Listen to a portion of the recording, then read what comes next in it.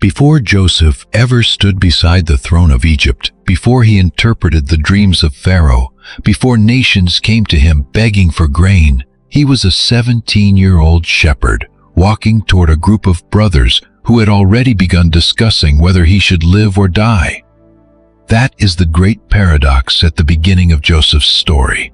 The man who would one day preserve his family was first rejected by that family. The brother who would later hold the power to condemn them would once stand completely powerless before them.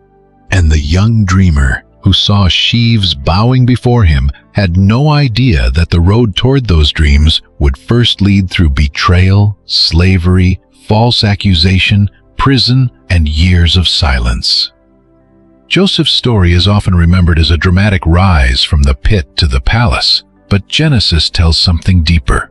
This is also the story of a wounded family of consequences carried from one generation into another, of brothers transformed by guilt and suffering, and of a promise that continues even when nearly everyone involved seems capable of destroying it.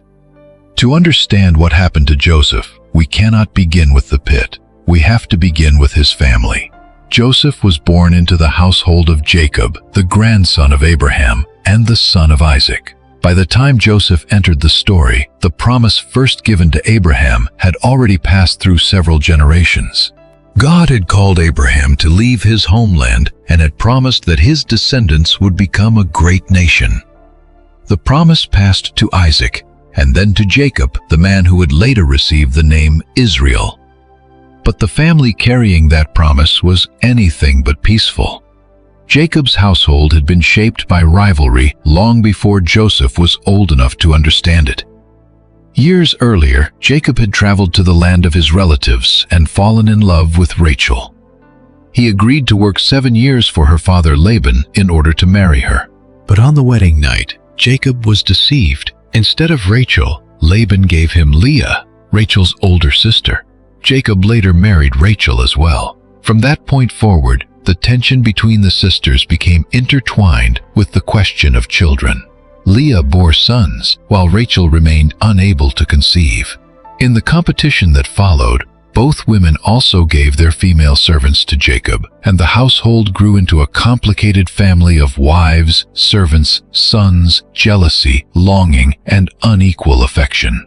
By the time the family was complete, Jacob had 12 sons who would eventually become the ancestors of the 12 tribes of Israel. But those 12 sons did not grow up in a home where affection was evenly distributed, and Joseph occupied a special place in Jacob's heart. Rachel eventually gave birth to Joseph after years of barrenness. Genesis presents his birth as a long-awaited answer to her anguish. Later, Rachel would die while giving birth to Joseph's younger brother Benjamin. That loss made Joseph and Benjamin the 2 surviving sons of the woman Jacob had loved most deeply. And Jacob did not hide his preference. Genesis says that Israel loved Joseph more than all his other sons because Joseph was the son of his old age. The text then gives a visible sign of that preference. Jacob made Joseph a special garment. Transmission describe it in different ways: a richly ornamented robe, a robe with long sleeves, or traditionally, a coat of many colors. The exact design is uncertain, but its meaning inside the family was not.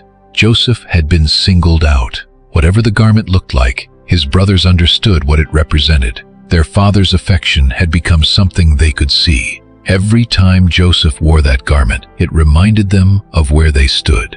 Favor in a divided family rarely remains private, and Jacob's household already carried memories of competition, favoritism, and deception. Jacob himself had grown up in a family where one parent favored him, while the other favored his brother Esau. Now another generation was experiencing the same destructive pattern. The promise of God was moving forward, but the family carrying that promise was fractured. Genesis introduces Joseph as a 17-year-old tending the flocks with some of his brothers. Then it adds another detail that immediately increases the tension. Joseph brought a bad report about them to their father. The text does not tell us everything contained in that report. It does not say that Joseph fabricated it. nor does it tell us enough to determine every motive behind his decision to report what he had seen. What Genesis does tell us is the result. The brothers already recognized that their father loved Joseph more. Their resentment deepened. The language is strong. They hated him and could not speak peacefully to him. This was no ordinary disagreement between siblings. Something dangerous was forming. Then Joseph had a dream. In the ancient world of Genesis, dreams could carry great significance. But Joseph's first recorded dream was not subtle. He and his brothers were binding sheaves of grain in a field. Joseph's sheaf rose and stood upright, while the sheaves belonging to his brothers gathered around it and bowed down. Joseph told them the dream. His brothers immediately understood what it appeared to imply. Would Joseph really reign over them?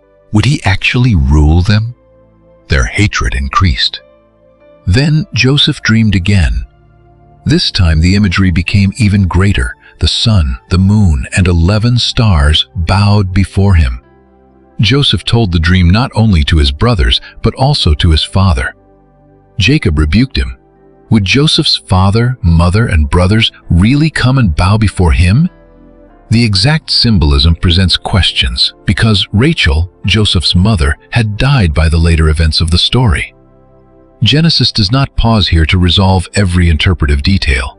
What matters at this moment is the reaction inside the household.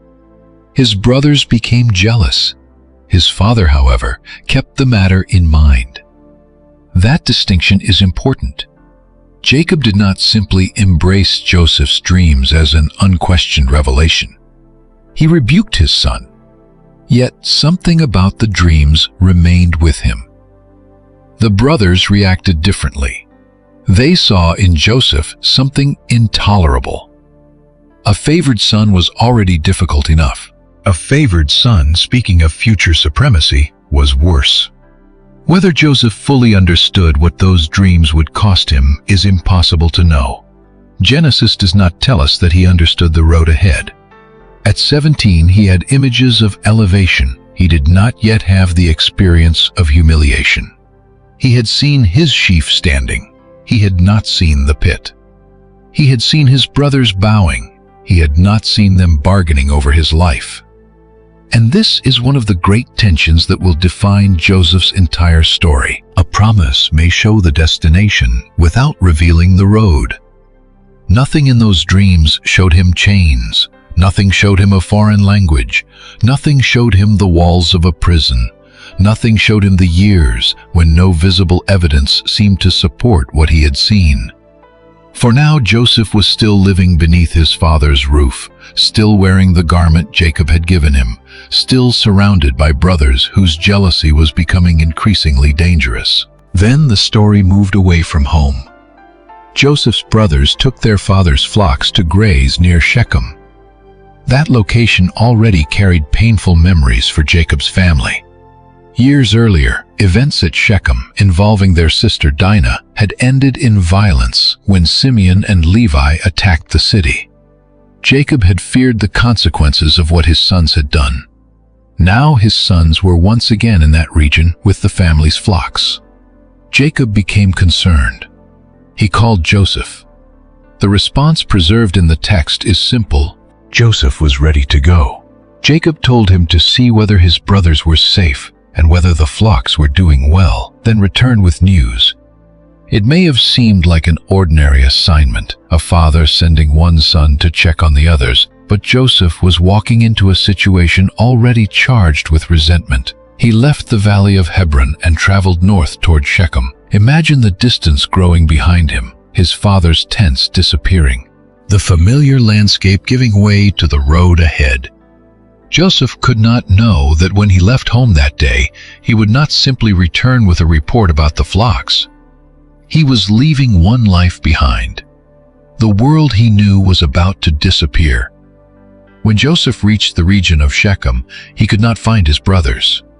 Genesis records a brief encounter that might seem insignificant at first.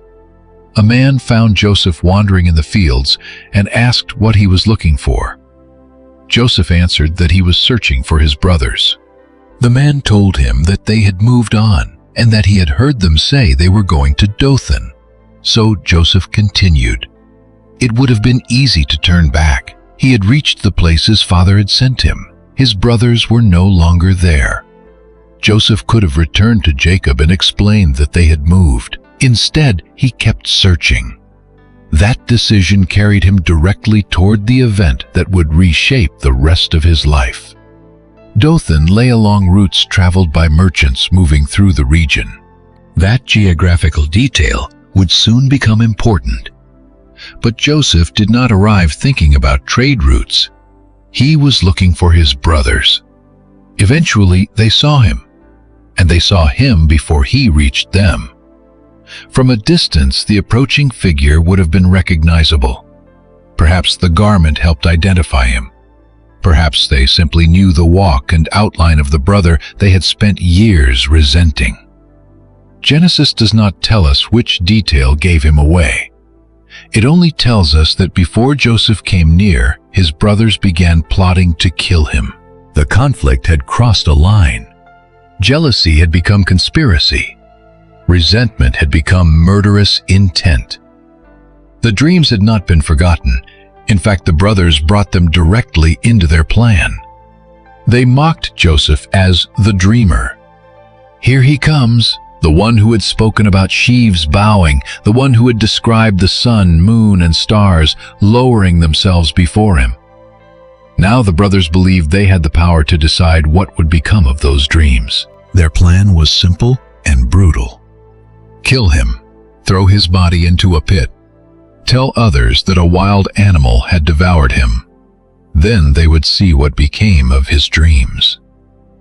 That final thought reveals something deeper than anger. They were not merely rejecting Joseph, they were attempting to destroy the future he had described.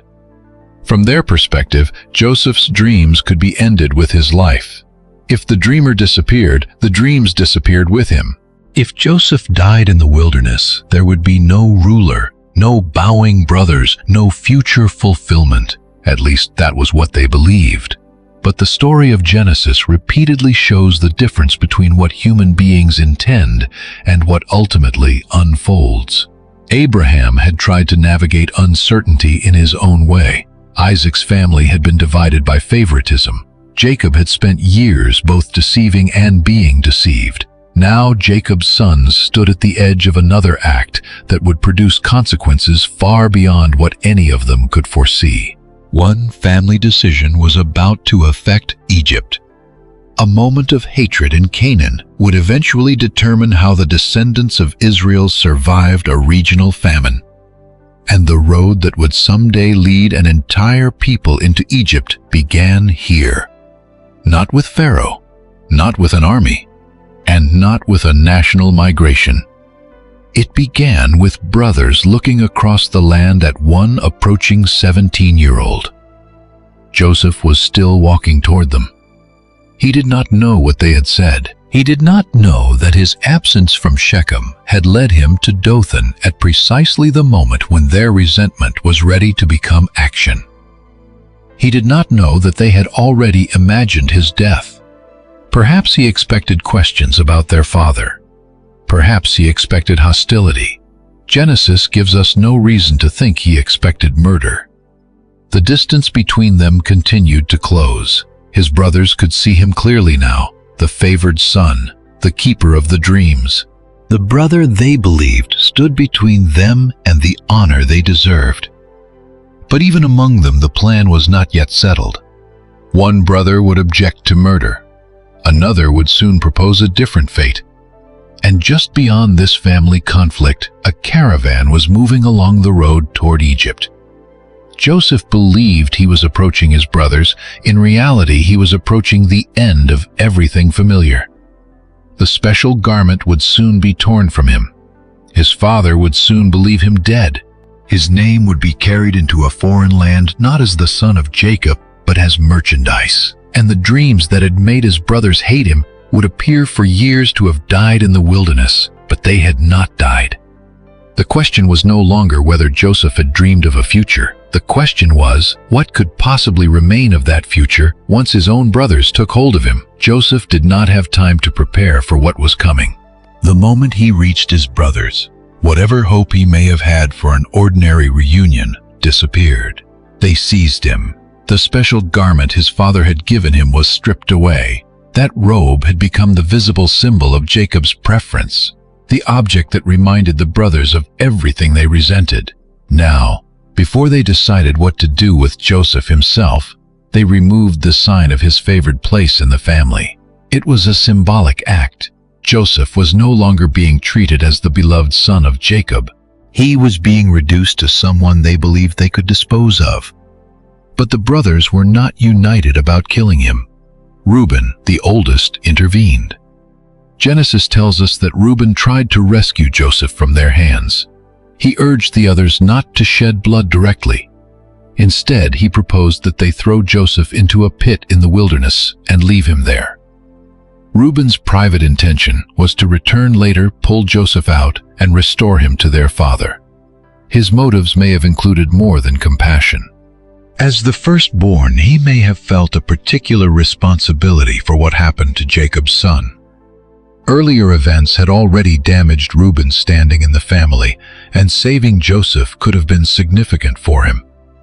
But Genesis does not fully explain everything Reuben was thinking. What it does tell us is clear. He wanted Joseph alive. The others accepted enough of his proposal to postpone murder. So Joseph was thrown into a pit. Genesis adds one stark detail. The pit was empty. There was no water in it. Joseph had left home carrying the authority of his father's request. Now he was sitting at the bottom of a dry cistern with no control over what would happen next. Above him were the voices of his own brothers. Later biblical reflection gives us one additional glimpse into this moment. Years afterward, when the brothers were forced to confront their guilt, they remembered Joseph's distress and how he had pleaded with them. That means the pit was not silent. Joseph begged them. The brothers heard him, and still they sat down to eat. That detail may be one of the coldest scenes in the entire story. Their brother was trapped nearby, pleading for mercy, while they shared a meal. Then they looked up. A caravan was approaching. It belonged to traders traveling from Gilead toward Egypt. Genesis describes them carrying products such as gum balm and myrrh, valuable goods moving along regional trade routes. Suddenly, Judah saw an opportunity. Why kill Joseph and conceal the blood, he argued, when they could sell him? Joseph was their brother, their own flesh. So instead of murdering him, they could make a profit from removing him. The logic is horrifying precisely because it contains a fragment of restraint.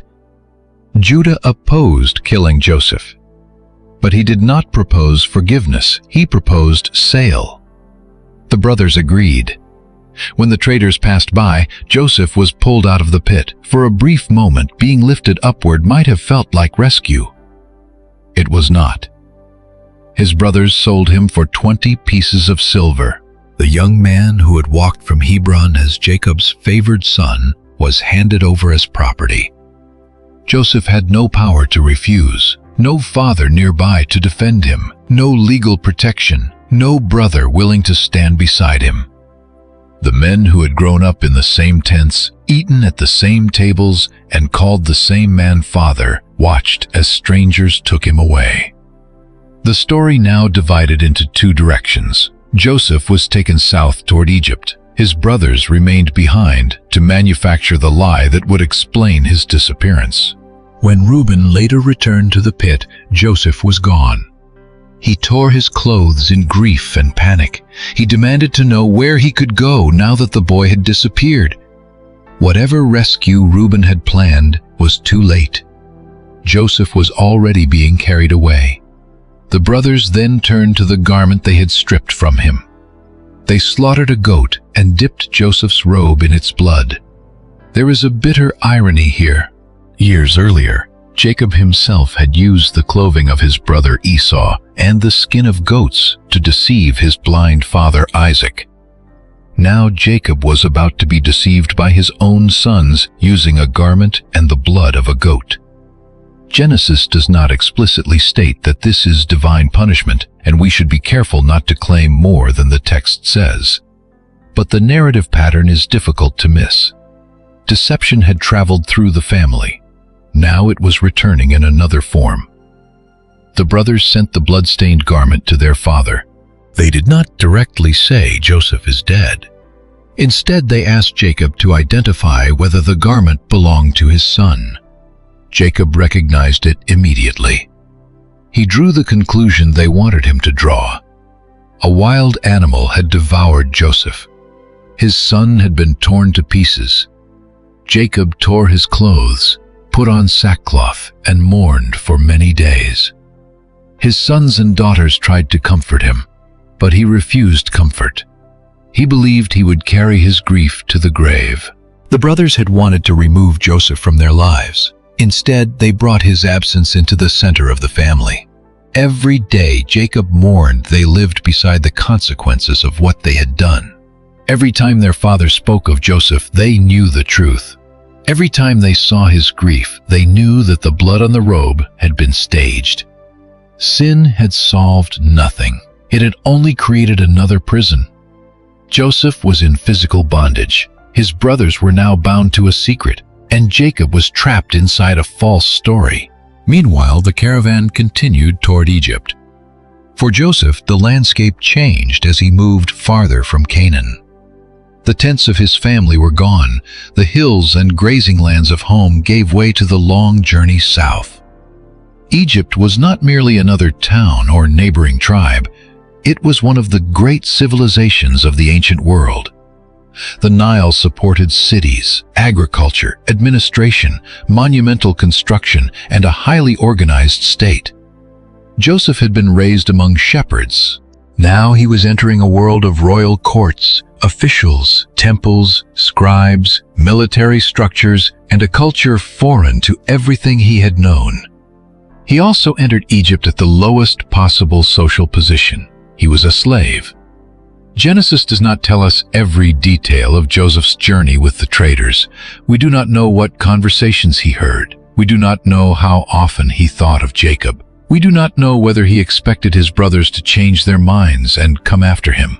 Any attempt to describe those private emotions in detail would be reconstruction. But the situation itself required no exaggeration.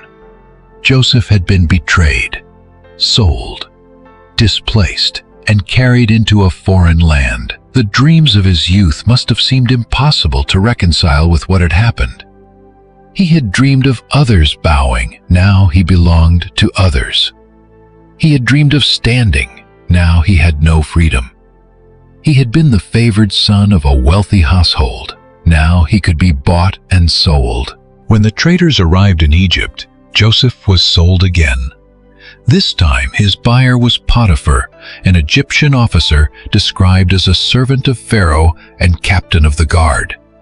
The exact nature of Potiphar's office has been discussed by interpreters, but Genesis clearly presents him as a man of high status with connections to the royal administration. Joseph had entered an important household, yet he entered it as property. Everything familiar had been stripped away except his identity and his memory. Then Genesis introduces one of the most important recurring statements in Joseph's life. The Lord was with Joseph. That sentence changes how the entire story must be understood. It does not say Joseph avoided suffering. It does not say Joseph was immediately released. It does not say betrayal had been reversed. The presence of God did not mean the absence of hardship. Joseph remained a slave, but within that slavery, something began to happen.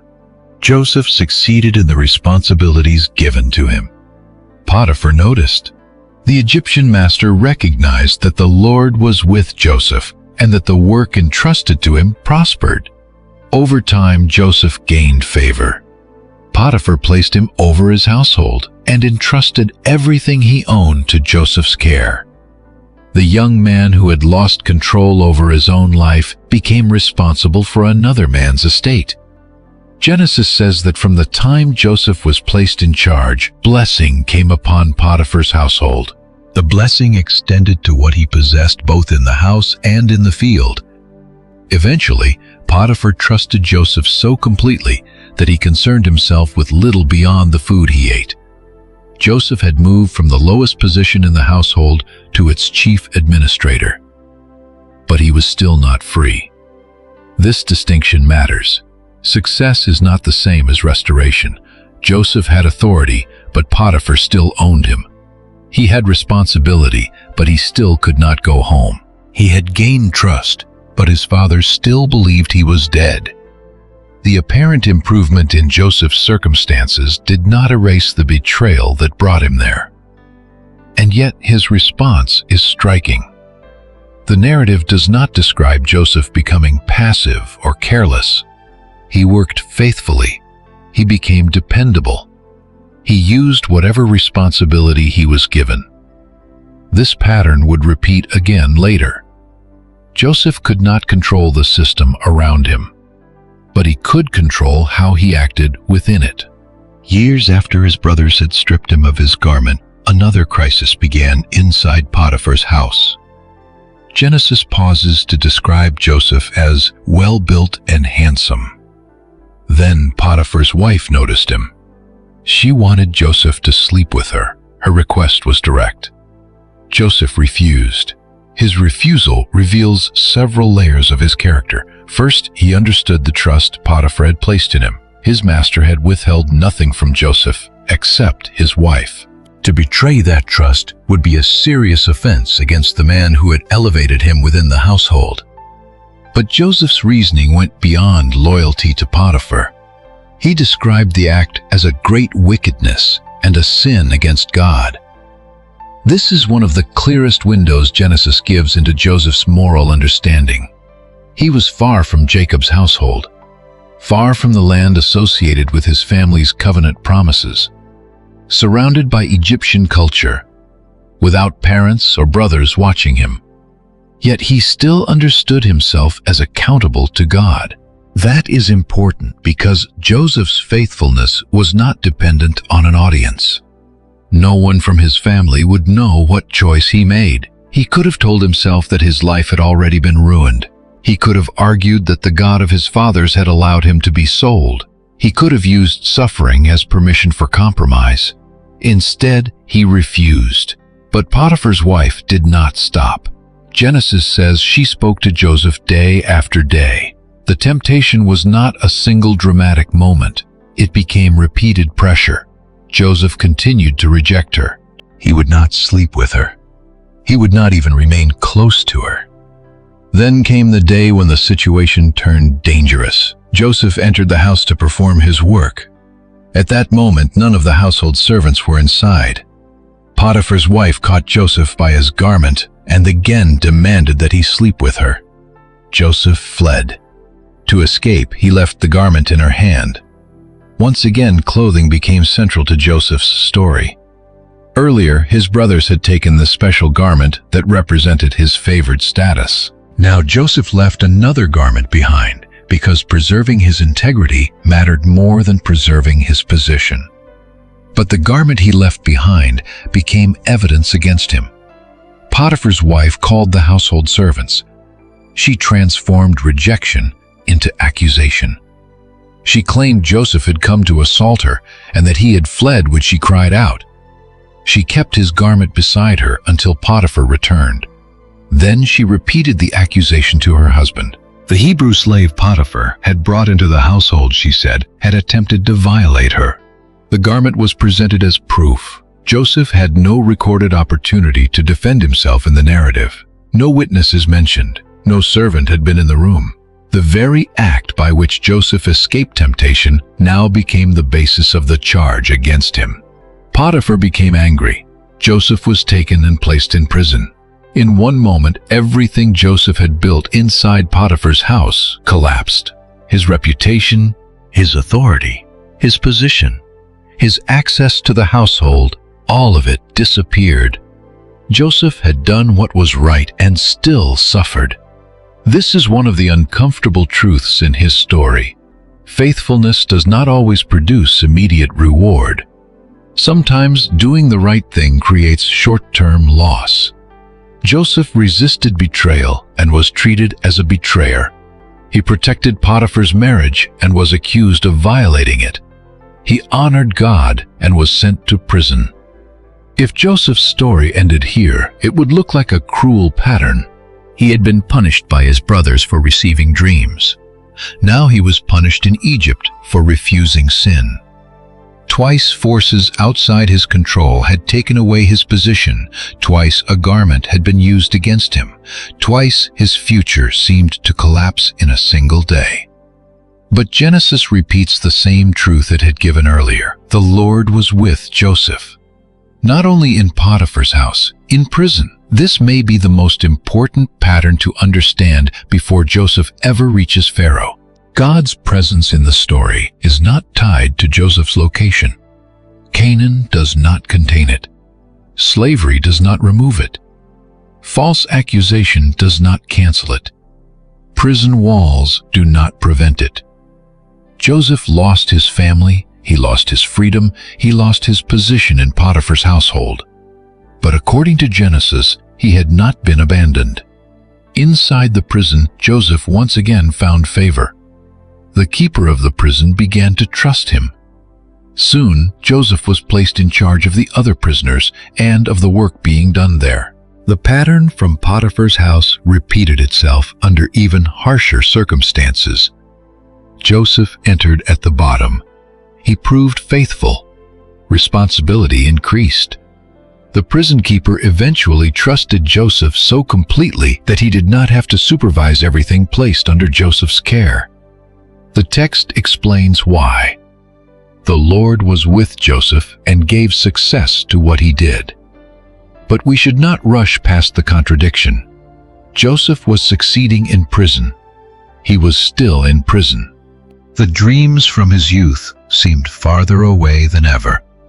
No brother had come looking for him. No message from Jacob had reached him. No Egyptian official had announced that the accusations were false. Joseph had been elevated within confinement, but confinement remained. And then 2 new prisoners entered his world. They were not ordinary men. They belonged to Pharaoh's own court. One was Pharaoh's chief cupbearer, an official who served close to the king and carried significant responsibility. The other was Pharaoh's chief baker. For reasons Genesis does not fully explain, Pharaoh became angry with them and had them placed in custody. They were confined in the same place where Joseph was being held. The captain of the guard assigned Joseph to attend them. At first, this may have looked like another small administrative duty. 2 more prisoners, 2 more men to supervise. Nothing about the assignment seemed capable of changing Joseph's future. But one morning, Joseph noticed something. Both officials looked troubled. He asked why they seemed so sad. They told him they had each experienced a dream during the night, but there was no one available to interpret them. For Joseph, the word dream carried history. Dreams were where this story had begun. Dreams had helped ignite his brother's hatred. Dreams had followed him into the pit through their mocking words. Years later, Joseph was still far from the fulfillment of his own dreams. Yet now, 2 other men were asking about theirs. Joseph's answer reveals something important. He did not claim that dream interpretation was his personal power. He said that interpretations belong to God. Then he invited them to tell him what they had seen. The cupbearer spoke first. In his dream, a vine stood before him with 3 branches. The vine budded, blossomed, and produced clusters of ripe grapes. Pharaoh's cup was in his hand. The cupbearer took the grapes, pressed them into Pharaoh's cup, and placed the cup back into Pharaoh's hand. Joseph explained the meaning. The 3 branches represented 3 days. Within 3 days, Pharaoh would restore the cupbearer to his position. He would once again place the cup in Pharaoh's hand as he had done before. For a man sitting in prison, it was a message of extraordinary hope. Then Joseph made a personal request. When the cupbearer was restored, he asked the man to remember him. "Speak to Pharaoh. Help me get out of this place." Joseph explained that he had been taken from the land of the Hebrews and had done nothing deserving imprisonment. This is one of the rare moments when Joseph openly describes the injustice of his situation. His confidence in God had not made him indifferent to freedom. He wanted out. He recognized the wrong done to him, and he saw in the cupbearer a possible path toward release. The baker had been listening. When he heard that the cupbearer's interpretation was favorable, he told Joseph his own dream. 3 baskets of bread were on his head. The upper basket contained baked goods for Pharaoh, but birds came and ate the food from the basket. Joseph did not soften the interpretation. The 3 baskets also represented 3 days, but the outcome would be very different. Within 3 days, Pharaoh would execute the baker. The dream's meaning was severe, and Joseph delivered it anyway. 3 days later, Pharaoh celebrated his birthday and held a feast for his servants. During the celebration, he dealt with the 2 imprisoned officials exactly as Joseph had said. The cupbearer was restored to his position. Once again, he placed the cup in Pharaoh's hand. The baker was executed. The interpretations had been fulfilled. For Joseph, the significance must have been enormous. A man who now stood close to Pharaoh knew exactly where Joseph was. He knew Joseph had accurately explained the dream. He knew Joseph claimed to be imprisoned unjustly. He had been personally asked to remember him. The path out of prison finally seemed visible. Joseph had every reason to expect that someone would soon arrive with a message. Perhaps the cupbearer would speak that day. Perhaps the next. Perhaps after the palace celebration ended. Joseph had endured betrayal, slavery, temptation, accusation, and confinement. Now a connection to Pharaoh himself had been created, but the cupbearer did not remember Joseph. Genesis says he forgot him. No messenger came, no order for release arrived, no investigation began. Joseph remained where he was. The man he had helped returned to the palace. Joseph stayed behind the prison walls. And the story entered another silence. The dreamer who had once been hated because of his dreams had now interpreted dreams for others. One man had walked out of prison because the future Joseph announced had come true. But Joseph himself was still waiting for his own future. The pit had not ended him. Slavery had not ended him. Potiphar's wife had not ended him. Prison had not ended him. But now Joseph faced a different kind of trial. Not attack, not accusation, not temptation. Waiting. And he had no idea how long the silence would last. Joseph remained in prison. The cupbearer had returned to Pharaoh's court. The baker was dead, and the man who had correctly interpreted both dreams was still behind bars. Genesis gives the length of this silence with a simple phrase. 2 full years passed. 2 years. Long enough for hope to become difficult, long enough for the cupbearer's promise to seem meaningless, long enough for Joseph to understand that even an open door could close without explanation.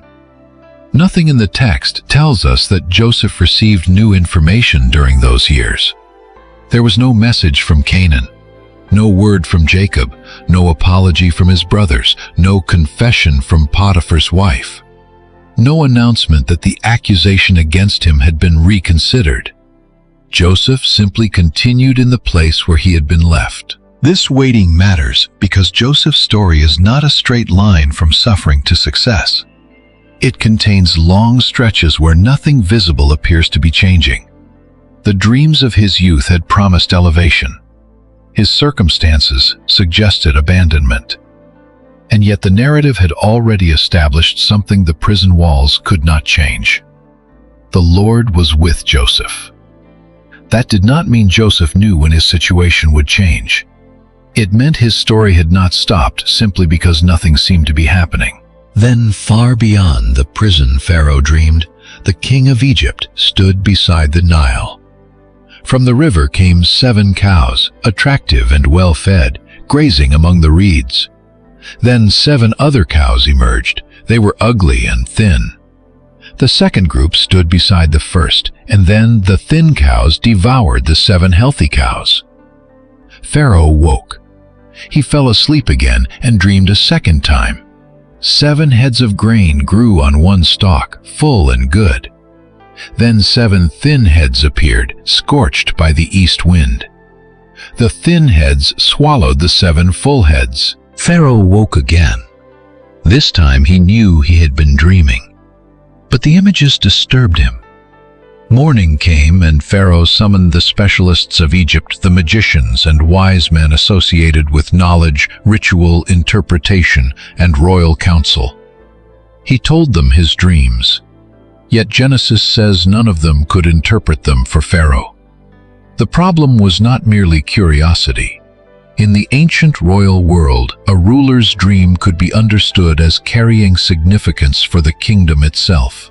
If Pharaoh believed these images were a warning, then failing to understand them meant failing to prepare for whatever might follow. 7 healthy cows, 7 starving cows, 7 full heads of grain, 7 scorched heads swallowing what was good. The pattern was obvious. The meaning was not. And then, after 2 years of silence, the chief cupbearer remembered. The forgotten prisoner returned to his mind. The cupbearer spoke to Pharaoh. He recalled the time when Pharaoh had been angry with him and the chief baker and had placed them in custody. Both men had dreamed during the same night, and there had been a young Hebrew in prison, a servant of the captain of the guard. They told him their dreams. He interpreted them. Everything happened exactly as he said. The cupbearer was restored. The baker was executed. The forgotten name was not forgotten anymore, Joseph. Pharaoh sent for him. The change was sudden. For years, Joseph had lived within a system that offered him no visible escape. Now the most powerful man in Egypt wanted to see him. Joseph was hurried out of the dungeon. He shaved. He changed his clothes. Then he came before Pharaoh. The contrast could hardly have been greater. Joseph had entered Egypt as merchandise. He had served inside the house of an Egyptian official. He had been accused and imprisoned. Now he stood before the king. Yet Pharaoh did not summon Joseph because he knew the story of his suffering. He summoned him because he needed an answer. Pharaoh told Joseph that he had experienced a dream and that no one could interpret it. He had heard that Joseph could hear a dream and explain its meaning. This was a dangerous moment. Joseph finally stood in the room where a word from Pharaoh could change his life. He could have used the opportunity to advertise himself. He could have claimed extraordinary power. He could have presented himself as the indispensable interpreter Egypt had been waiting for. Instead, Joseph immediately corrected the assumption. It was not in him. God would give Pharaoh an answer of peace. The statement reveals something that years of suffering had not removed from Joseph. He still refused to make himself the source of what belonged to God. Joseph's confidence was not self-exaltation. He believed that the God he served could reveal what Pharaoh needed to know. Pharaoh then described the dreams: the cows, the Nile, the healthy animals, the emaciated ones. Their unnatural act of consuming the well-fed cows while still appearing as thin and miserable as before. Then the grain: 7 good heads, 7 dry, thin heads scorched by the east wind. Again the weak consumed the strong. Joseph listened. Then he gave Pharaoh the interpretation. The 2 dreams were one. God was revealing what he was about to do. 7 good cows represented 7 years. 7 good heads of grain also represented 7 years.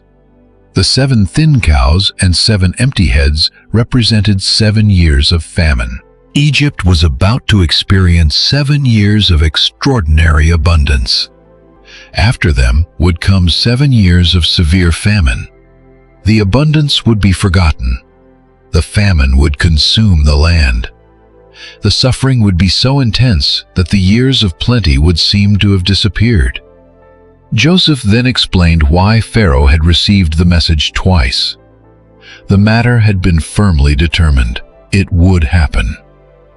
But Joseph did not stop with interpretation. He moved to strategy.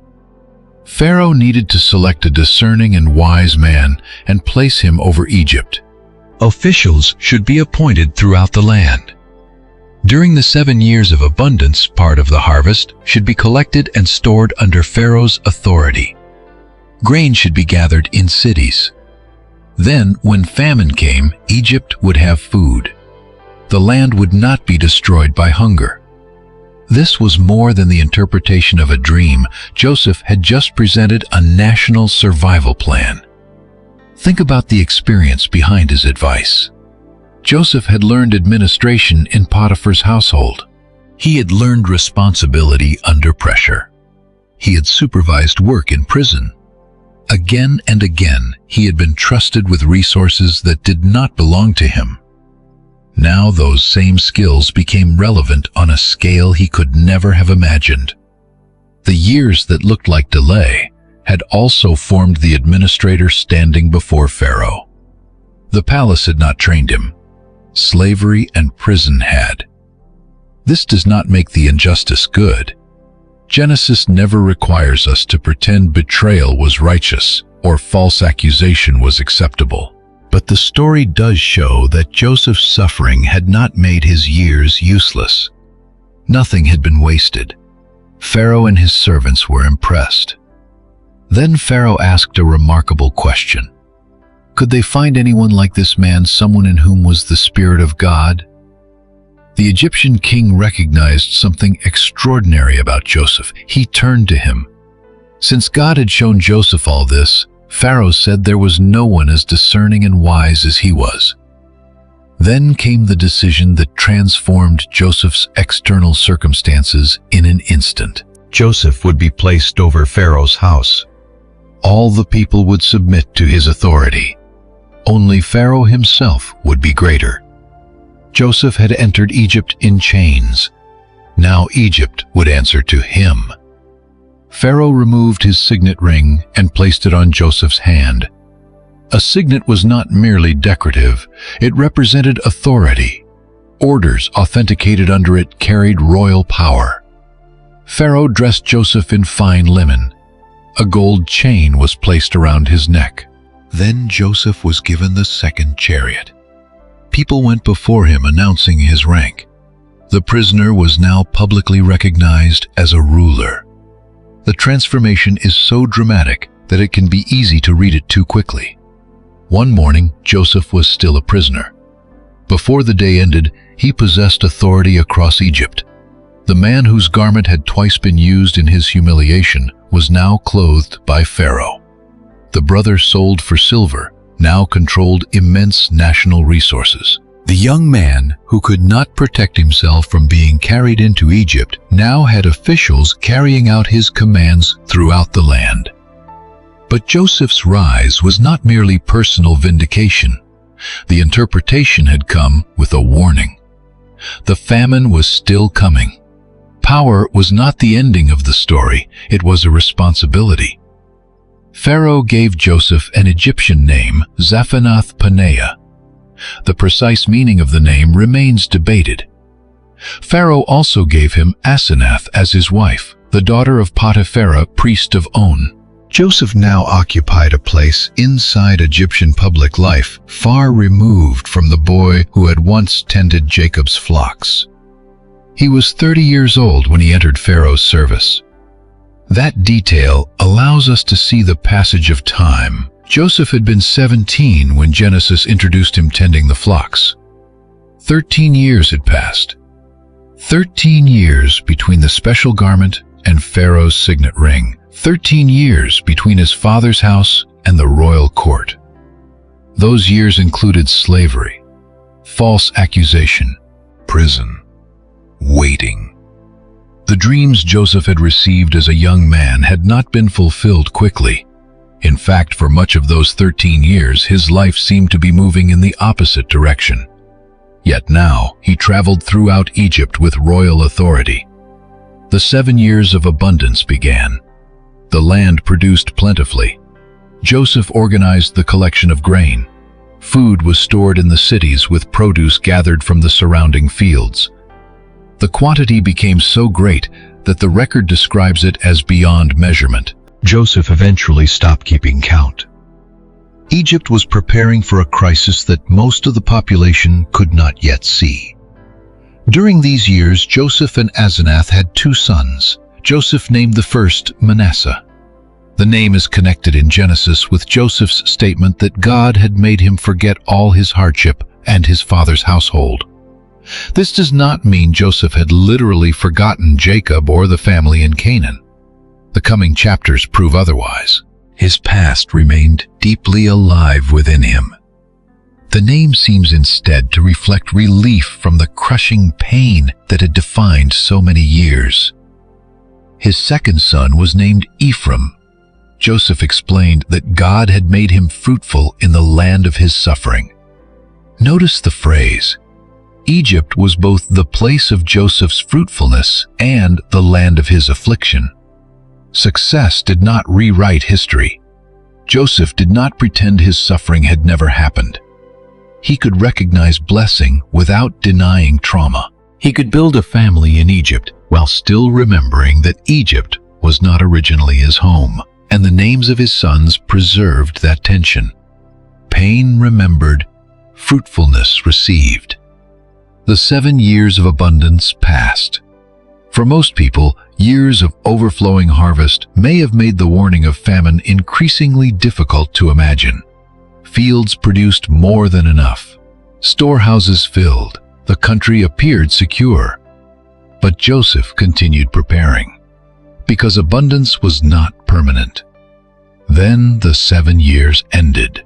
The famine began. Genesis says the famine extended through the lands while food remained available in Egypt. Eventually, even the Egyptians began to feel hunger. They cried to Pharaoh for food. Pharaoh directed them to Joseph. Do whatever he tells you. Joseph opened the storehouses. Grain was sold to the Egyptians, but the famine did not stop at Egypt's borders. It became severe throughout the region. People from surrounding lands came to Egypt to buy grain because the famine was widespread. And far away in Canaan, one family was beginning to feel the same hunger. Jacob was still alive. Benjamin was with him.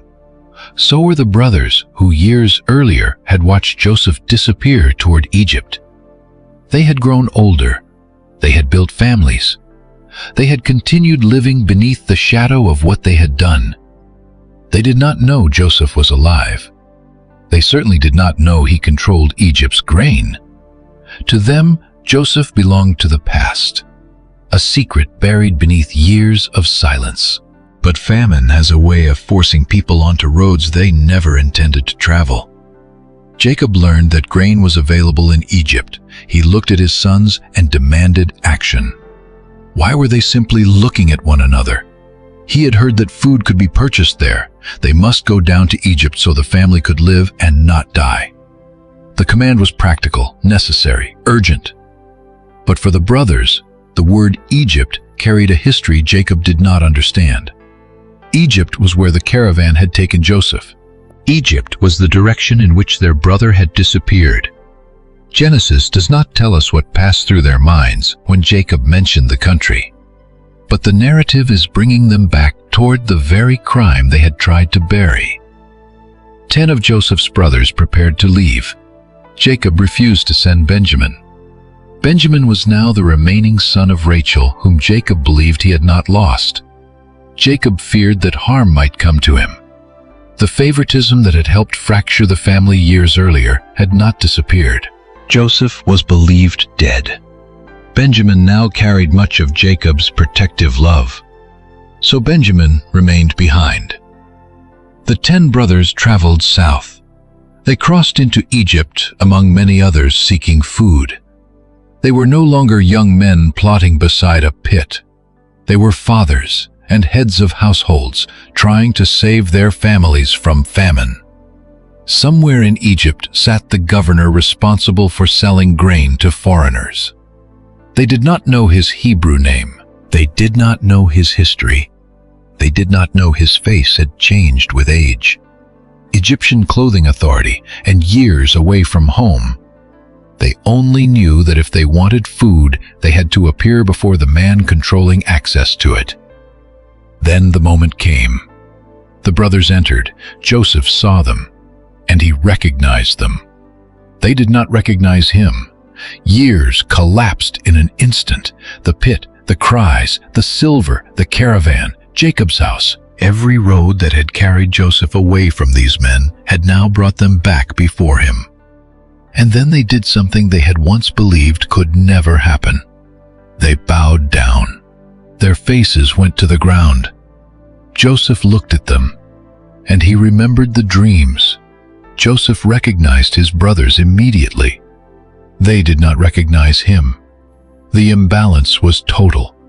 The last time these men had seen Joseph, he had been 17 years old, stripped of his special garment, and handed over to merchants as a slave. Now more than 20 years had passed.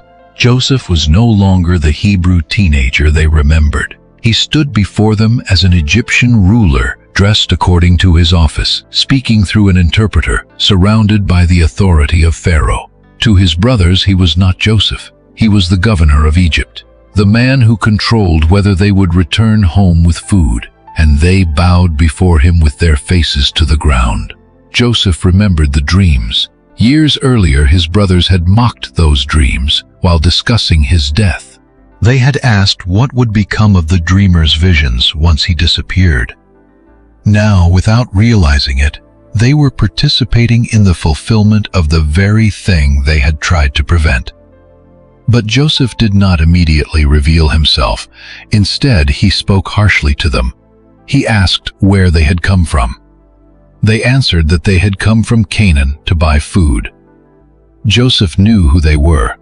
They still did not know him. That knowledge gave Joseph enormous power. He could have exposed them instantly. He could have accused them publicly of what they had done. He could have ordered their arrest. He could have used the authority of Egypt to punish men who had once held his life in their hands. Instead, Joseph began asking questions. He accused them of being spies. They denied it. They were honest men, they insisted, who had come only to purchase food. Joseph repeated the accusation. They had come to discover where Egypt was vulnerable. The brothers responded by describing their family. They were 12 brothers, sons of one man in Canaan. The youngest remained with their father, and one brother, they said, was no more. Joseph was standing directly in front of them when they said it. One is no more. They believed the brother they had sold was gone from their world, perhaps dead, perhaps permanently lost. They did not know that he was listening to them describe his own disappearance. Joseph continued the test. If their story was true, then they would prove it. One of them would go back and bring the youngest brother, while the others remained confined. Joseph placed all of them in custody for 3 days. 3 days may have seemed short compared with Joseph's years of imprisonment, but now the brothers experienced confinement from the other side. They had once thrown Joseph into a pit and decided his future while he was powerless. Now they were held in Egypt, while a ruler they did not recognize decided theirs. On the 3rd day, Joseph modified his demand. He said that he feared God. Instead of holding all of them, only one brother would remain. The others could carry grain back to their hungry families, but if they returned, they had to bring their youngest brother. Then their words would be verified, and they would not die. The brothers agreed. But something had changed during those days. The situation was beginning to awaken an old guilt. They spoke among themselves. They believed what was happening to them was connected to Joseph. They remembered the distress on his face. They remembered his pleading. They remembered how they refused to listen.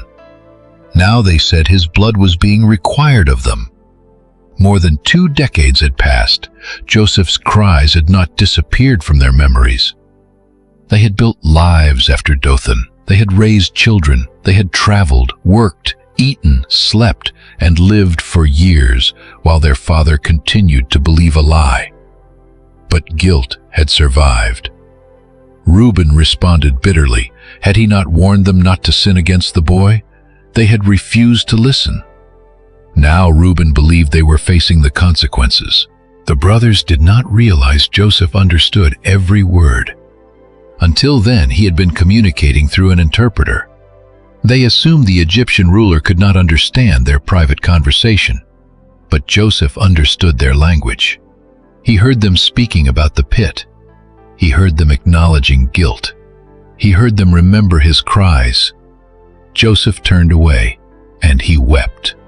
The governor of Egypt, who had maintained a severe appearance before them, could not remain emotionally untouched.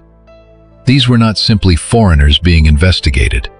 They were his brothers, the men who had harmed him, the men whose voices belonged to his childhood, the men whose guilt now revealed that the past had not left them untouched either.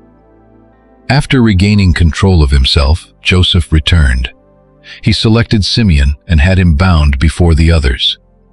Why Simeon was chosen is not explicitly explained in Genesis. The text does not tell us enough to be certain, but the message was clear. Simeon would remain in Egypt. The others would go home. Joseph then ordered their sacks filled with grain. Secretly, he also ordered that each man's silver, the payment they had brought for the food, be returned inside his sack. He provided provisions for their journey. Then the brothers departed. They had entered Egypt expecting a simple commercial transaction. They left with grain, one brother missing, and a command that threatened the peace of their household. Bring Benjamin. On the journey home, one of the brothers opened his sack to feed his donkey. He discovered his silver inside. Fear spread through the group. Their hearts sank. Why had this happened to? What was God doing to them? The question shows how deeply unsettled they had become. A returned payment should ordinarily have seemed like good fortune. Instead, they saw danger. They had already been accused of spying. Now they appeared to have taken grain without paying. What would happen when they returned? What would the Egyptian ruler think? The journey that was meant to save their families was becoming increasingly complicated. When they arrived back in Canaan, they told Jacob everything. They described the ruler who had spoken harshly, the accusation of espionage, their explanation about being 12 brothers, the youngest at home, the brother who was gone, the demand that Benjamin be brought to Egypt as proof. Simeon had been left behind until they returned. Then they began emptying their sacks. Every man discovered his bundle of silver. Now Jacob saw it too. Fear deepened. The grain had come back. But so had the money. Nothing about the transaction felt safe. Jacob's reaction exposed the old wounds of the family. You have bereaved me of my children. Joseph was gone. Simeon was gone. Now they wanted to take Benjamin. Everything Jacob said was against him. From Jacob's perspective, the pattern was unbearable. He had lost Joseph. Now another son had failed to return, and the sons standing before him were asking him to risk Benjamin, the remaining son of Rachel. Reuben stepped forward with a desperate promise. He offered his own 2 sons as a guarantee. If he failed to bring Benjamin back, Jacob could hold him responsible. But Jacob refused. Benjamin would not go. His brother Joseph was dead, Jacob said, and Benjamin alone remained. If harm came to Benjamin on the journey, Jacob believed the grief would take him to the grave. The favoritism remained unmistakable. Jacob had other sons standing before him. Yet in his language, Joseph and Benjamin occupied a unique place. Joseph was gone. Benjamin was the surviving son of the woman Jacob had loved most. The family had never fully healed from the dynamics that helped create the original crisis. For the moment, Jacob's refusal ended the discussion. Benjamin stayed. Simeon remained imprisoned in Egypt. The family ate the grain they had brought home, and the famine continued. This is where the pressure in the story becomes unavoidable. As long as food remained, Jacob could resist Egypt's demand. But every meal reduced their supply. Every sack grew lighter. Eventually, the grain was gone. The land was still suffering. Jacob told his sons to return to Egypt and buy more food. Judah reminded him of the condition. They could not simply appear again. The Egyptian ruler had warned them clearly. They would not see his face unless Benjamin was with them. If Jacob sent Benjamin, they would go. If not, they could not. Jacob reacted with frustration. Why had they caused him this trouble? Why had they told the man they even had another brother? The sons explained that the Egyptian ruler had questioned them carefully about their family. Was their father alive? Did they have another brother? They had answered. How could they have known he would demand to see Benjamin? Then Judah spoke. This moment deserves attention because Judah had been central to Joseph's earlier suffering. At Dothan, it was Judah who had proposed selling Joseph rather than killing him. Now, years later, Judah offered himself as a guarantee for Benjamin. "Send the boy with me," he told Jacob. Then they could leave immediately. The family needed food. Their children needed food. Without action, all of them could die. Judah promised that he would personally be responsible for Benjamin. If he did not bring him home and set him before Jacob again, Judah would carry the blame for the rest of his life. The family had delayed so long, Judah argued that they could already have made the journey twice. Necessity finally overcame Jacob's fear. He agreed, but he tried to reduce the danger. They would take gifts, some of the best products of the land: balm, honey, spices, myrrh, nuts, and almonds. They would also carry double the silver. The money found in their sacks might have been returned by mistake. They would take it back, and Benjamin would go. Then Jacob did something beyond practical preparation. He entrusted the outcome to God Almighty. "May God grant you mercy before the man," he said, so that the ruler would release Simeon and Benjamin. Then came a line of surrender. If Jacob was to be bereaved, he would be bereaved. The father, who had spent years trying to protect Benjamin from the kind of loss he had experienced with Joseph, had reached the point where control was no longer possible. The sons prepared. Benjamin traveled with them. They carried gifts, double payment, and the weight of everything that could go wrong. When they arrived in Egypt, Joseph saw Benjamin among them. For Joseph, this was different from seeing the other brothers. Benjamin was his full brother, the other son of Rachel. Benjamin had not participated in Joseph's betrayal. He had been younger and remained at home. Now, after more than 20 years, Joseph was looking at him. But still, Joseph did not reveal himself. Instead, he ordered the steward of his house to take the men inside. An animal was to be slaughtered. A meal would be prepared. The brothers would dine with Joseph at noon. The men were terrified. They had expected another grain transaction. Instead, they were being brought into the governor's private house. Immediately, they thought of the silver. Perhaps the Egyptians intended to accuse them of theft, overpower them, seize their donkeys, and make them slaves. Their fear shows how completely they had lost confidence in the situation. Before entering, they approached Joseph's steward. They explained what had happened on the previous journey. They had paid for grain. Later, they found the silver in their sacks. Now they had brought it back, along with additional money to purchase more food. They did not know who had placed the original silver there. The steward reassured them. "Peace to you. Do not be afraid." He told them that their God, the God of their father, had given them treasure in their sacks. He had received their payment. Then Simeon was brought out to them. One source of fear was removed. The brothers were taken into Joseph's house. Water was provided. Their feet were washed. Their donkeys were fed. They prepared the gifts for Joseph. At noon he entered. They presented the gifts, and once again they bowed before him. Joseph asked about their father. Was the old man they had spoken about still alive? They answered that their father was alive and well. Then they bowed again.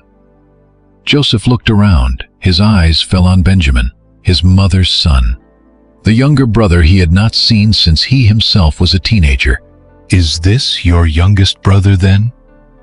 Joseph spoke a blessing over him. "May God be gracious to you, my son." The emotional pressure became too great. Joseph hurried out. He needed somewhere to weep. He entered a private room and cried there. The ruler who had survived betrayal, slavery, accusation, prison, and years of separation now stood only a few steps from the brother who connected him most directly to the life he had lost. But Joseph still did not identify himself. He washed his face. He returned. He controlled his emotions and ordered the meal served. The Egyptians ate separately from the Hebrews because, according to the social customs described in Genesis, eating together in this context was unacceptable to the Egyptians. Joseph also ate separately. The brothers were seated before him according to age, from the oldest to the youngest. They looked at one another in astonishment. How could the Egyptians know their birth order so precisely? Then portions of food were distributed from Joseph's table. Benjamin received 5 times as much as any of the others. This was not an insignificant detail. Joseph was placing Benjamin in a position of obvious favor before the same brothers who had once hated Joseph because of obvious favor. Years earlier, Jacob's preference had helped ignite jealousy. Now Benjamin received a dramatically larger portion. What would the brothers do? Would resentment return? Would they react to Benjamin as they had reacted to Joseph? Genesis says that they drank and were merry with Joseph. No act of hostility is recorded. But the deepest test had not yet begun. The next morning, Joseph ordered his steward to fill the brothers' sacks with as much food as they could carry. Again, their silver was to be placed inside. But Joseph added one more instruction. His own silver cup was to be hidden inside Benjamin's sack. The brothers knew nothing about it. Morning came. They left the city with their donkeys. Simeon was with them. Benjamin was with them. The grain was loaded. The feared Egyptian ruler had fed them rather than harmed them. For the first time, it may have seemed that the danger was behind them. They had fulfilled the condition. They were going home. Jacob would see Benjamin again. But they had barely left the city when Joseph gave another order. His steward was to pursue them. Why had they repaid good with evil? Why had they stolen the cup belonging to his master? The brothers were stunned when the accusation reached them. They protested their innocence. Had they not returned the silver they found the first time, why would they steal gold or silver from the governor's house? They were so certain that they declared a severe penalty. If the cup was found with any of them, that man could die, and the rest would become slaves. The steward moderated the terms. Only the person possessing the cup would become his servant. The others would be free. The brothers quickly lowered their sacks. The search began. From the oldest, one sack opened. Nothing. Then another. Nothing. The brothers had no reason to expect what was coming. Reuben's sack, Simeon's, Levi's, Judah's, Dan's, Naphtali's, Gad's, Asher's, Issachar's, Zebulun's. Nothing. Then the steward reached the youngest, Benjamin. The sack was opened. The cup was there. The brothers tore their clothes. This was the moment Joseph's test had been moving toward. Years earlier, the brothers had faced a choice involving one favored son of Rachel, Joseph. They had chosen themselves. They removed him. They returned home without him. Now circumstances had recreated the pattern.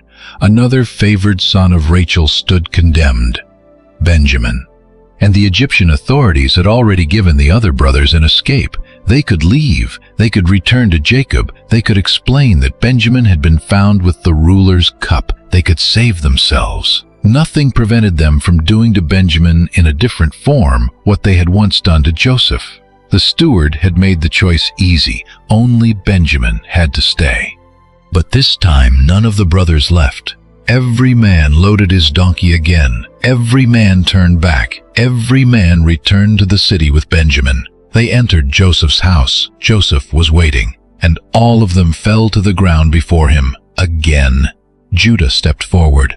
Joseph demanded to know what they had done. Did they not realize that a man in his position could discover such wrongdoing? Judah did not attempt to invent another defense. What could they say? How could they prove innocence? He spoke instead of God having uncovered the guilt of the brothers. His words reached beyond the silver cup. Benjamin may not have stolen anything, but Judah knew there was another guilt that had remained hidden for years. He offered all of them as Joseph's servants. Not only Benjamin, all of them. Joseph refused. He would not punish everyone. Only the man in whose possession the cup had been found would remain as his servant. The rest could return peacefully to their father. The offer was now explicit. Go home, leave Benjamin behind, save yourselves. Joseph had recreated as closely as circumstances allowed the moral choice his brothers had failed years earlier. Would they abandon another son of Rachel Pud? Would they preserve themselves at the cost of their father's grief? Would they return to Canaan, carrying another story about why Jacob's beloved son had vanished? Then Judah moved closer, and the man who had once suggested selling Joseph began to speak for Benjamin's life. Judah stepped forward. Years earlier, he had been the brother who proposed selling Joseph. Now he stood before the ruler of Egypt, offering something entirely different. Not a price for another brother, his own life in place of one. The moment carried the weight of the entire family's past. Joseph had deliberately brought his brothers to this point. He had accused them, confined them, demanded Benjamin, returned their silver, fed them, shown Benjamin unusual favor. Then placed the silver cup in Benjamin's sack. At every stage, the central question had remained hidden beneath the surface. Had these men changed if another son of Rachel became vulnerable, would they abandon him as they had abandoned Joseph? If saving themselves required sacrificing their younger brother, would they make the same choice again? Now, Joseph was about to hear the answer from Judah. Judah asked permission to speak. He acknowledged Joseph's authority and begged him not to become angry. Then he began recounting the story from the beginning. The Egyptian ruler had asked about their family. Did they have a father? Did they have another brother? They had answered that their father was elderly and that the youngest son had been born to him in his old age. The boy's brother was dead. Benjamin alone remained of his mother's children, and their father loved him. Joseph listened. Judah was speaking about Joseph without knowing Joseph was standing in front of him. The boy's brother is dead. That was the family's accepted story, but Judah continued. He explained how the ruler had commanded them to bring Benjamin down to Egypt. The brothers had warned that their father might not survive separation from the boy. But the governor had refused to see them again unless Benjamin came.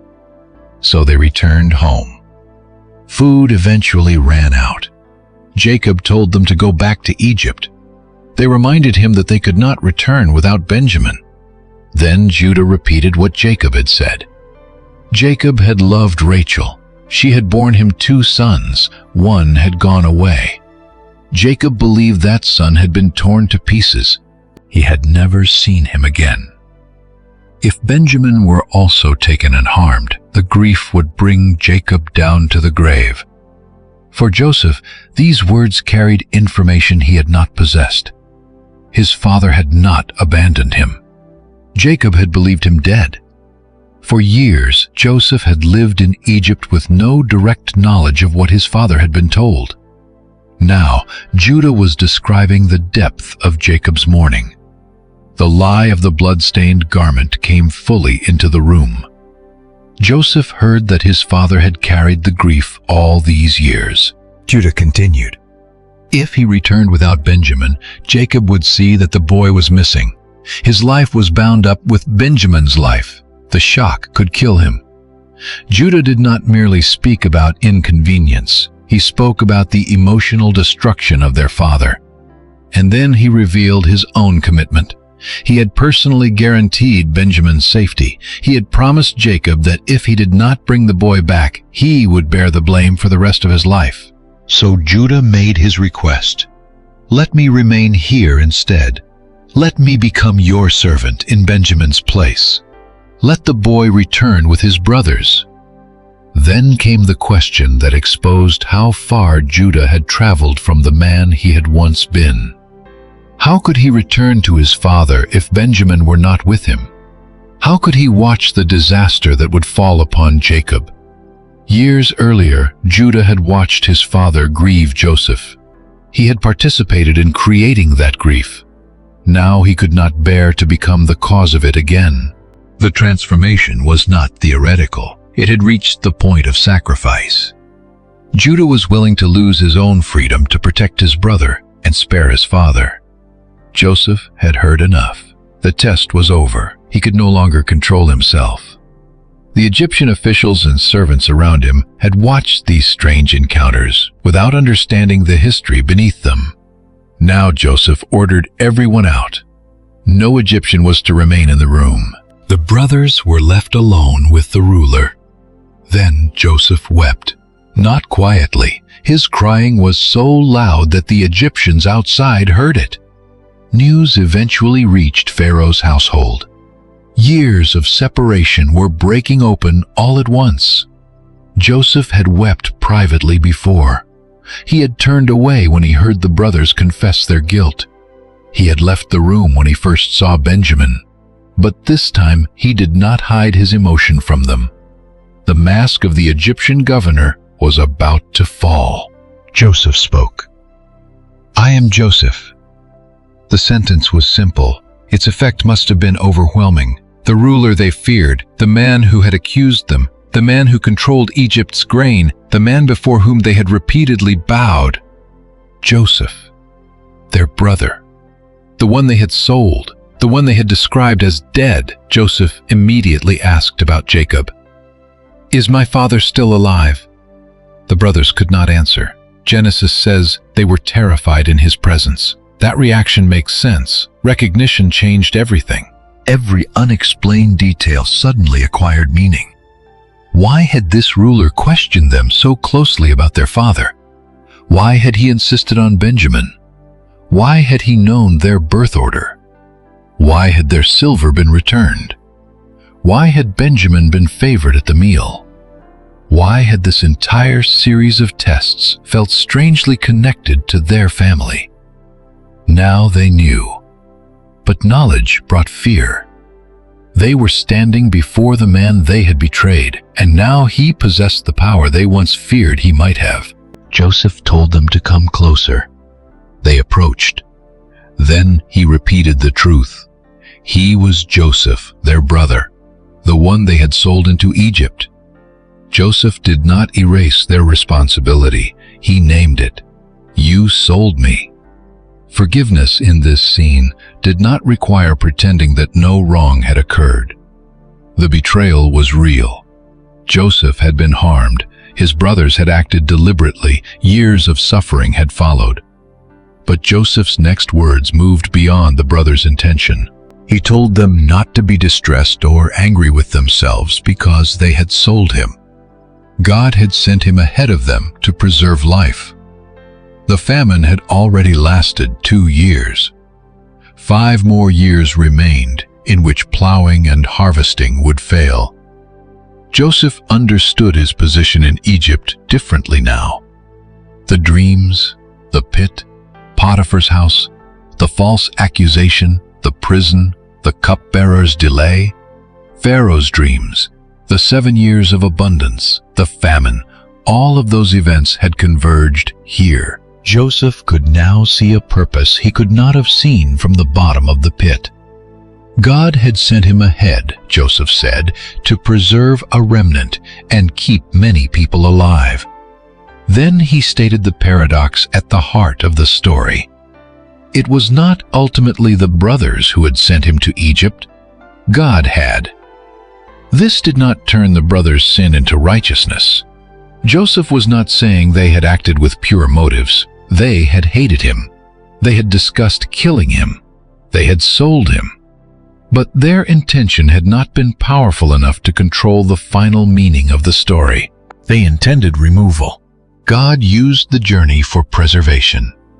They tried to destroy Joseph's future. The path they created carried him directly into the position through which their own future would be saved. That is one of the most important theological themes in Genesis. Human evil is real. Human responsibility is real. And yet human intention does not place God's purposes beyond recovery. The brothers had acted. Their actions had consequences, but they had not become the authors of the final outcome. Joseph then described what Pharaoh had made him.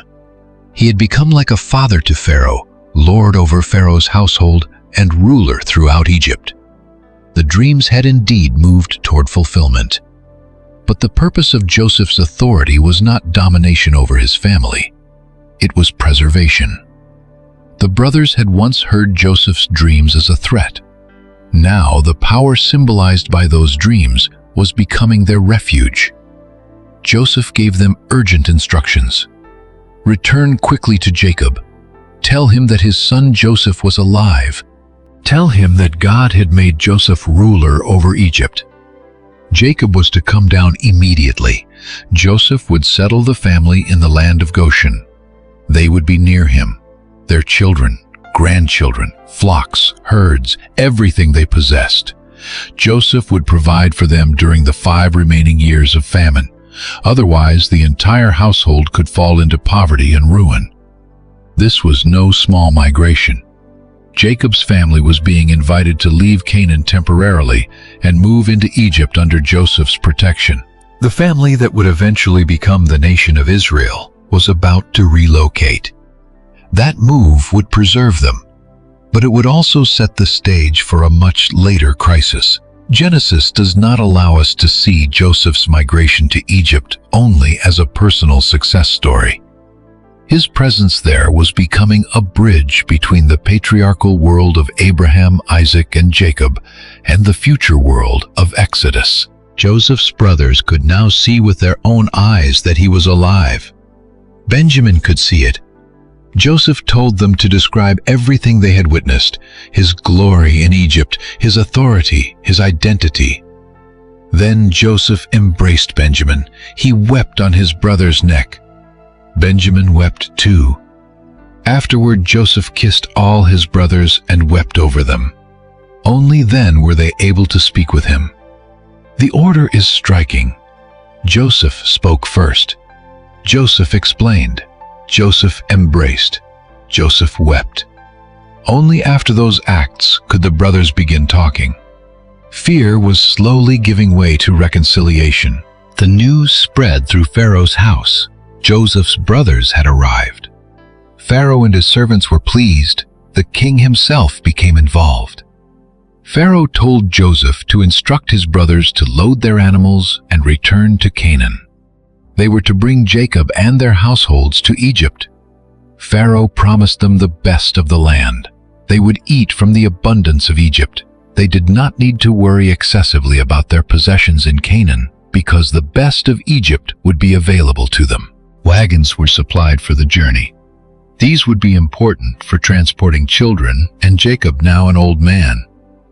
Joseph gave his brothers provisions. He gave each of them a change of clothing. Benjamin received even more additional silver and several sets of clothing. Joseph also sent gifts for Jacob. Male and female donkeys were loaded with Egyptian goods, grain, bread, and provisions. The sons who had once returned to Jacob carrying a blood-stained robe were now about to return carrying evidence that Joseph was alive.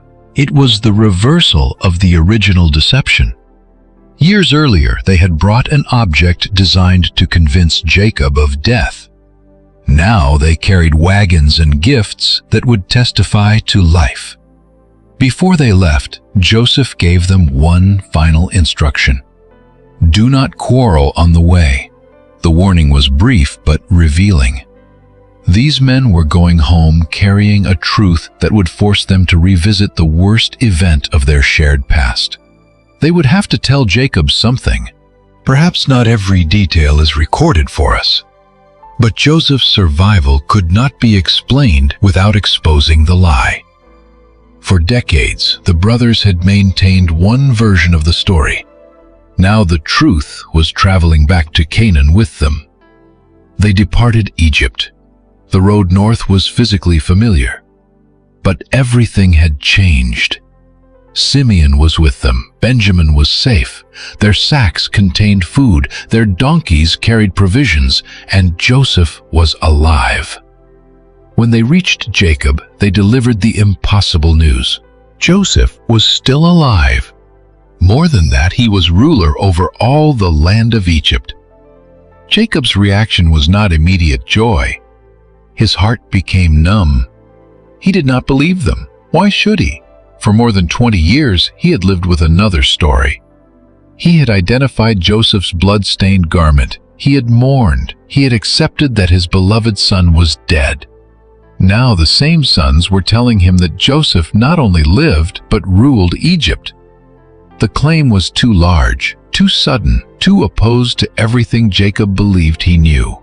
Then the brothers told him the words Joseph had spoken.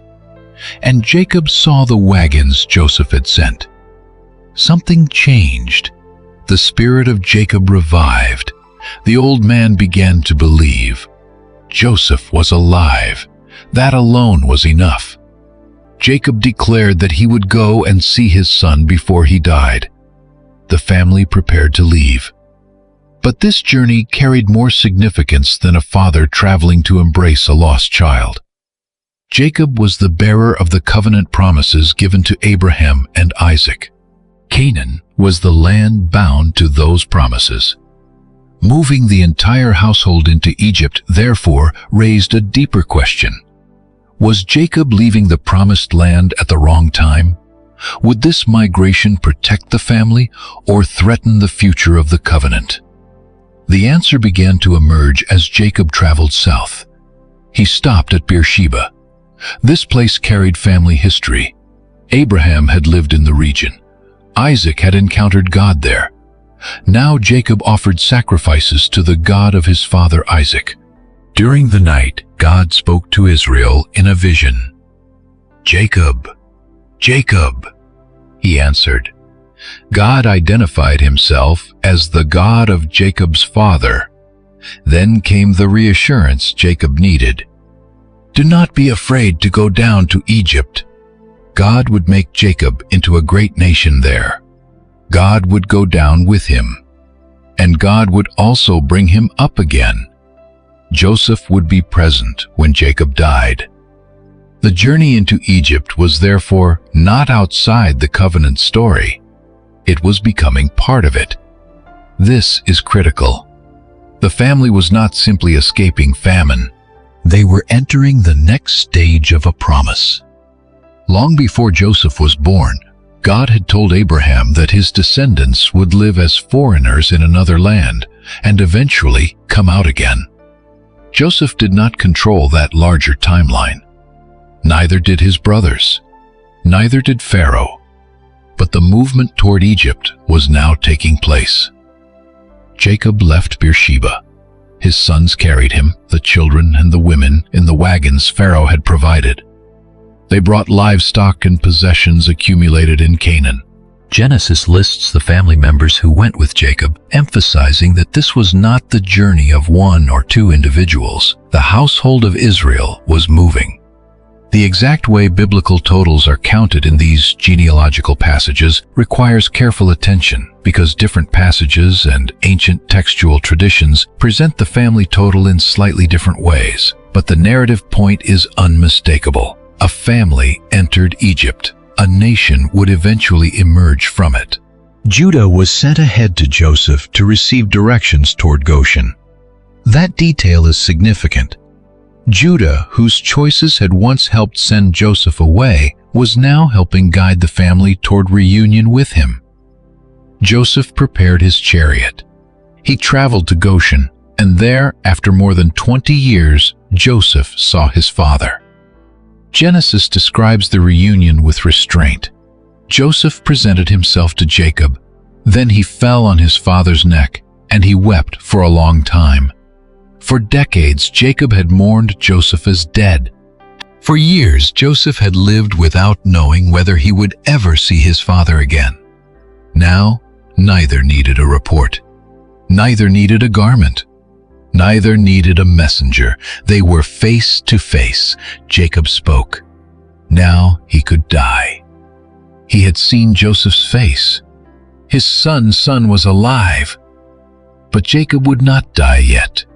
The family still had years together. Joseph still had responsibilities to manage. The famine was not finished, and Israel's relationship with Egypt had only begun. Joseph explained to his brothers how he would present them to Pharaoh. He would tell the king that his family from Canaan had arrived. They were shepherds. They had brought their flocks and herds. Joseph instructed them that when Pharaoh asked about their occupation, they should identify themselves as men who had worked with livestock from their youth, as their fathers had before them. This would help them settle in Goshen. Genesis notes the cultural distance between Egyptian society and shepherding groups, describing shepherds as offensive to Egyptians in this setting. That separation may have helped preserve Jacob's household as a distinct community, rather than immediately absorbing them into Egyptian life. Joseph selected some of his brothers and presented them to Pharaoh. The king asked their occupation. They answered as Joseph had instructed. They were shepherds, as their ancestors had been. They explained that the famine was severe in Canaan and there was no pasture for their flocks. They requested permission to settle in Goshen. Pharaoh agreed. He told Joseph to settle his father and brothers in the best part of the land. If any among them were particularly capable, they could even be placed in charge of Pharaoh's livestock. Then Joseph brought Jacob before Pharaoh. The contrast is remarkable. An elderly shepherd from Canaan stood before the king of Egypt. But Jacob did something unexpected. He blessed Pharaoh. Pharaoh asked Jacob how old he was. Jacob answered that the years of his pilgrimage had been 130. He described them as few and difficult compared with the years of his ancestors. Jacob's life had indeed been marked by struggle, conflict with Esau, years under Laban, family rivalry, the loss of Rachel, the apparent death of Joseph, the terror of losing Benjamin, famine, and now migration in old age. Yet the man who called his years difficult stood before one of the world's most powerful rulers and blessed him. Jacob then departed from Pharaoh's presence. Joseph settled his father and brothers in Egypt. He provided them property in a good part of the land in the region associated with Ramesses in the Genesis narrative. He also supplied food to his father, his brothers, and their households according to the number of their dependents. The purpose Joseph had described was now becoming reality. His position preserved his family. The famine continued to devastate Egypt and Canaan, but the household of Jacob had access to food. Joseph's story had moved from private betrayal into regional survival. Yet the famine also transformed Egyptian society. As the crisis continued, people spent their money purchasing grain. Joseph collected the money and brought it into Pharaoh's house. Eventually, the money was exhausted. The Egyptians came to Joseph asking for food. Why should they die simply because their money was gone? Joseph accepted their livestock in exchange for grain. Horses, flocks, herds, donkeys. For another period, food was supplied in exchange for animals. Then another year came. The people returned. Their money was gone. Their livestock belonged to Pharaoh. They had nothing left except their bodies and their land. They asked Joseph to purchase them and their land in exchange for food. Why should the land become desolate and the people die? Joseph purchased the land of Egypt for Pharaoh. The famine had become so severe that Egyptians sold their fields. Pharaoh gained control over the land. Joseph also organized the population under the new economic system described in Genesis. The priests were treated differently because they received an allowance from Pharaoh and therefore did not have to sell their land. When the immediate crisis was stabilized, Joseph gave seed to the people. They could sow the land. A portion of the produce would belong to Pharaoh, while the remainder would support their households and provide seed for future crops. The people credited Joseph with saving their lives. At the same time, the arrangement greatly increased Pharaoh's economic power. This section of Joseph's story can be uncomfortable for modern readers, and it should not be simplified into either uncritical celebration or anachronistic condemnation without considering the ancient famine context Genesis presents. The narrative describes an extreme survival crisis in which the centralized grain system Joseph built kept populations alive while also concentrating land and resources under Pharaoh. Both realities are part of the text. Joseph was the administrator of a system that preserved life, and Egypt emerged from the famine with an even stronger monarchy. That strengthened Egyptian state would matter greatly in the generations after Joseph. For now, however, the family of Israel prospered within Egypt. They settled in Goshen, they acquired possessions, they were fruitful, they multiplied. The language begins to anticipate what will later become one of the opening themes of Exodus. A family was growing, but Jacob was becoming old. He lived 17 years in Egypt. There is a quiet symmetry here. Joseph had spent the first 17 years of his life with Jacob before being sold. Now Jacob was given 17 final years in Egypt with Joseph alive. The years stolen by deception could not be recreated, but father and son received another season together. Eventually, Jacob knew his death was approaching. He called Joseph. Jacob asked him to make a solemn promise. When Jacob died, Joseph was not to bury him permanently in Egypt. He wanted to lie with his ancestors. He wanted to be buried in the burial place connected to Abraham and Isaac in Canaan. Joseph promised. Jacob insisted on an oath. Joseph swore. Then Israel bowed in worship. Even after 17 years of safety in Egypt, Jacob did not treat Egypt as the final home of the covenant family. The land was shelter. It was provision. It was the place where Joseph had risen. But the promise still pointed elsewhere. Soon, Joseph received word that his father was ill. He took his 2 sons with him, Manasseh, Ephraim. The boys who had been born in Egypt were about to stand before the patriarch whose name had become Israel. Jacob gathered his strength and sat up in bed. Then he began to speak about the covenant. He remembered God appearing to him at Luz in Canaan. He remembered the promise of fruitfulness, a multitude of peoples, the land given to his descendants. Then Jacob did something with enormous importance for the future tribes of Israel. He claimed Joseph's 2 sons as his own. Ephraim and Manasseh would be counted as Jacob's sons alongside Reuben and Simeon.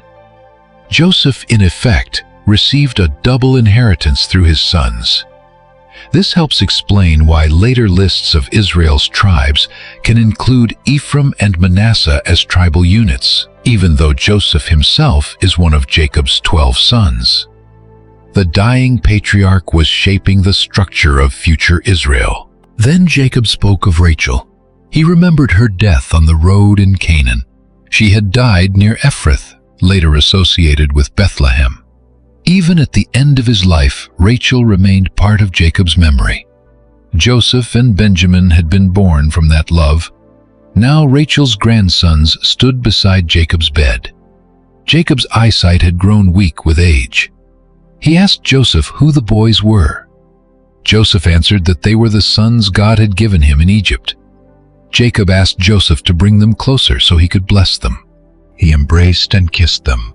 Then Jacob said something Joseph had probably never expected to hear. Jacob had not imagined he would ever see Joseph's face again. Now God had allowed him to see Joseph's children as well. Joseph positioned the boys carefully. Manasseh was the firstborn, so Joseph placed Manasseh opposite Jacob's right hand, traditionally the hand associated with the stronger blessing. Ephraim the younger stood opposite Jacob's left. Joseph expected the normal order, but Jacob crossed his hands. His right hand rested on Ephraim the younger, his left hand rested on Manasseh the firstborn. Then Jacob blessed Joseph through the boys. He spoke of the God before whom Abraham and Isaac had walked, the God who had shepherded Jacob throughout his life, the God who had delivered him from evil. And he asked that blessing rest upon the boys. Joseph noticed the crossed hands. He was displeased. He tried to move Jacob's right hand from Ephraim to Manasseh. Manasseh was the firstborn, Joseph explained. Jacob refused. He knew Manasseh would also become great. But the younger brother would become greater, and his descendants would become a multitude. Once again in Genesis, the expected order of the firstborn was overturned. Isaac, rather than Ishmael, had carried the covenant line. Jacob, rather than Esau, had received the central blessing, though through a deeply troubled history. Now Ephraim was placed ahead of Manasseh. Joseph, who had experienced his own family's painful favoritism, could not control the blessing of the next generation. Jacob placed Ephraim before Manasseh. Then Jacob returned to the future. He was dying in Egypt, but God, he said, would be with the family. God would bring them back to the land of their fathers. Egypt was not the final destination. Joseph's authority was not the final chapter. The famine was not the final crisis. The family's prosperity in Goshen was not the fulfillment of every promise. Something larger remained ahead. And Jacob had more words to speak before he died. He summoned all his sons: Reuben, Simeon, Levi, Judah, Zebulun, Issachar, Dan, Gad, Asher, Naphtali, Joseph, Benjamin. The brothers who had once stood divided around a pit were now gathering around their father's deathbed. Jacob would speak over each of them. Some would hear blessing, some would hear consequences. Some would hear words that would reach far beyond their own lifetimes, and among those words, Judah, the man who had offered himself for Benjamin, would receive a promise whose significance would echo through the rest of Scripture. The family had survived the famine, but the future of Israel was about to be spoken over 12 sons. Jacob gathered his sons around him. The famine had brought the family into Egypt. Joseph's authority had preserved them. Goshen had given them land. 17 years had passed since Jacob first saw the son he had once believed dead. Now the patriarch knew his own life was nearing its end, and before he died, he spoke words over the sons whose descendants would shape the future of Israel. These were not casual farewell remarks. Genesis presents them as words reaching beyond the immediate moment. Jacob looked at the men gathered before him and spoke according to their character, their history, and the future associated with their descendants. The family that had once been nearly destroyed by jealousy was now being transformed into the tribal structure of Israel. But the words were not uniformly comforting. Reuben was first. As Jacob's firstborn, Reuben should naturally have occupied a place of strength and preeminence. Jacob called him his first strength, the beginning of his vigor. But Reuben's past had consequences. Years earlier, he had violated his father's household by sleeping with Bilhah, Jacob's concubine, and the mother of Dan and Naphtali. Jacob had not forgotten. Reuben was unstable like water. He would not retain the preeminence associated with the firstborn. The firstborn privilege was being divided. Joseph would receive a double portion through Ephraim and Manasseh. Judah would receive a leadership promise, and the priestly role would eventually become associated with Levi. The family's future would not simply follow biological birth order. Then Jacob turned to Simeon and Levi. Their names were tied to violence.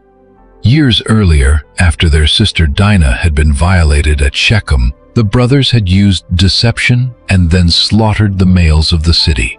Jacob had condemned their uncontrolled violence at the time. Now, near death, he returned to it. Their anger was fierce, their wrath was cruel. Jacob declared that they would be scattered within Israel. The later history of the tribes would develop this in different ways. Simeon's inheritance became embedded within the territory of Judah. Levi would receive no single tribal territory like the others, but would be distributed among cities throughout Israel.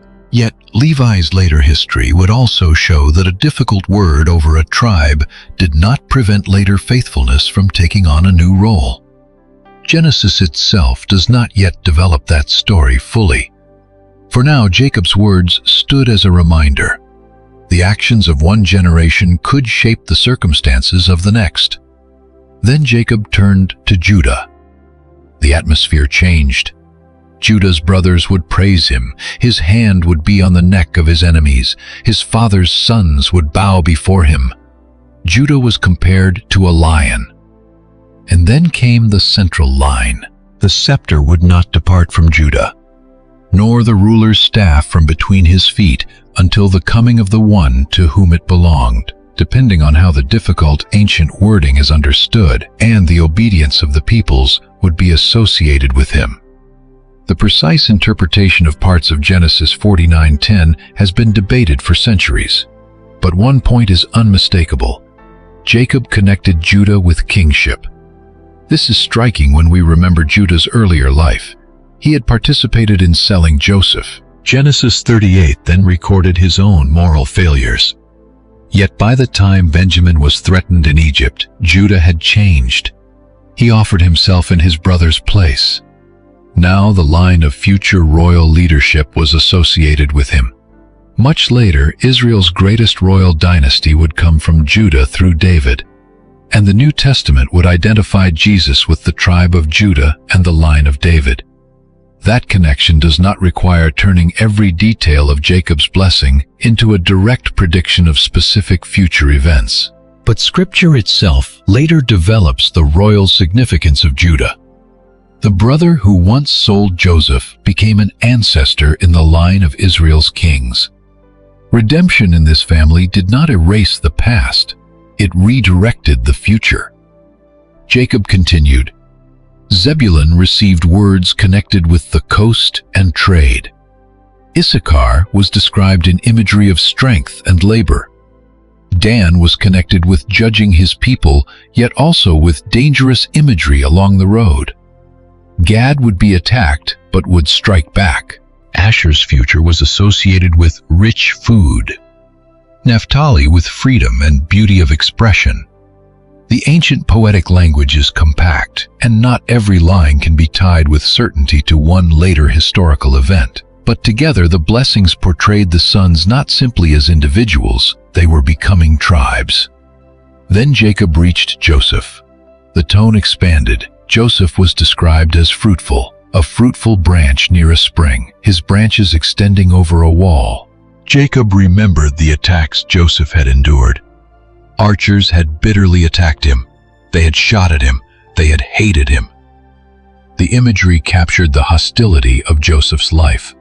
His brothers, slavery, false accusation, prison, opposition had come repeatedly. Yet Joseph's bow remained steady. His arms remained strong. Jacob attributed that endurance not merely to Joseph's personality, but to the mighty God of Jacob. He spoke of the shepherd, the rock of Israel, the God of Jacob's father who would help Joseph, the Almighty who would bless him. Blessings above, blessings below, blessings of family and fruitfulness.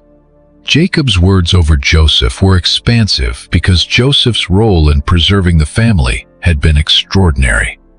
The one once rejected by the household had become its provider. And through Ephraim and Manasseh, Joseph would hold a double place among Israel's tribes. Finally, Jacob spoke of Benjamin. Benjamin was compared to a ravenous wolf. The imagery suggests fierceness and strength. Later biblical history would indeed associate Benjamin with formidable warriors and with figures of major significance, though Jacob's poetic line should not be reduced to a single later individual. The blessings ended. Then Jacob gave one final command. He was about to die, and he knew where he wanted to be buried, not Egypt, Canaan. Jacob instructed his sons to bury him in the cave in the field of Machpelah near Mamre. This burial place tied the family directly to the earlier generations.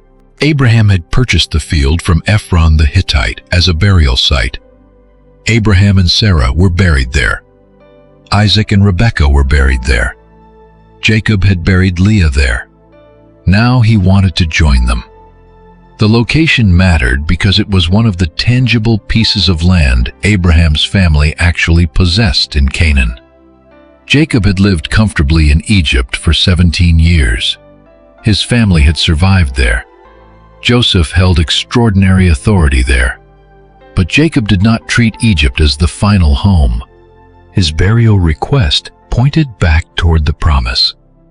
When Jacob finished giving instructions, he drew his feet into the bed. Then he died.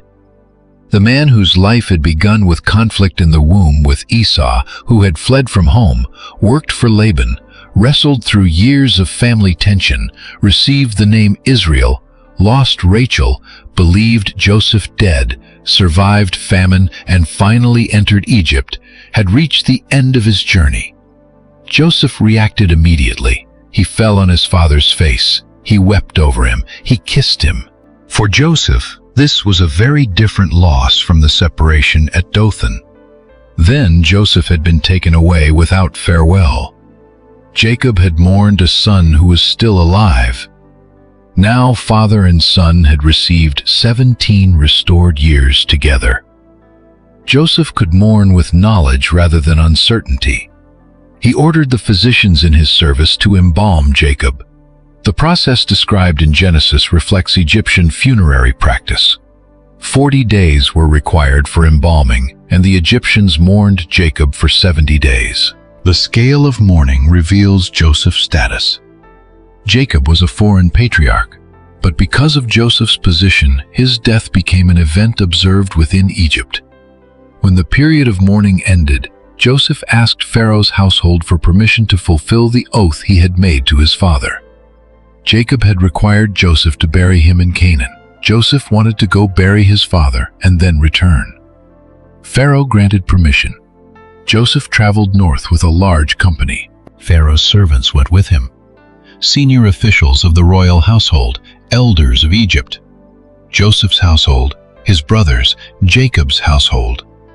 Only young children and much of the livestock remained behind in Goshen. Chariots and horsemen accompanied them. The funeral procession was enormous.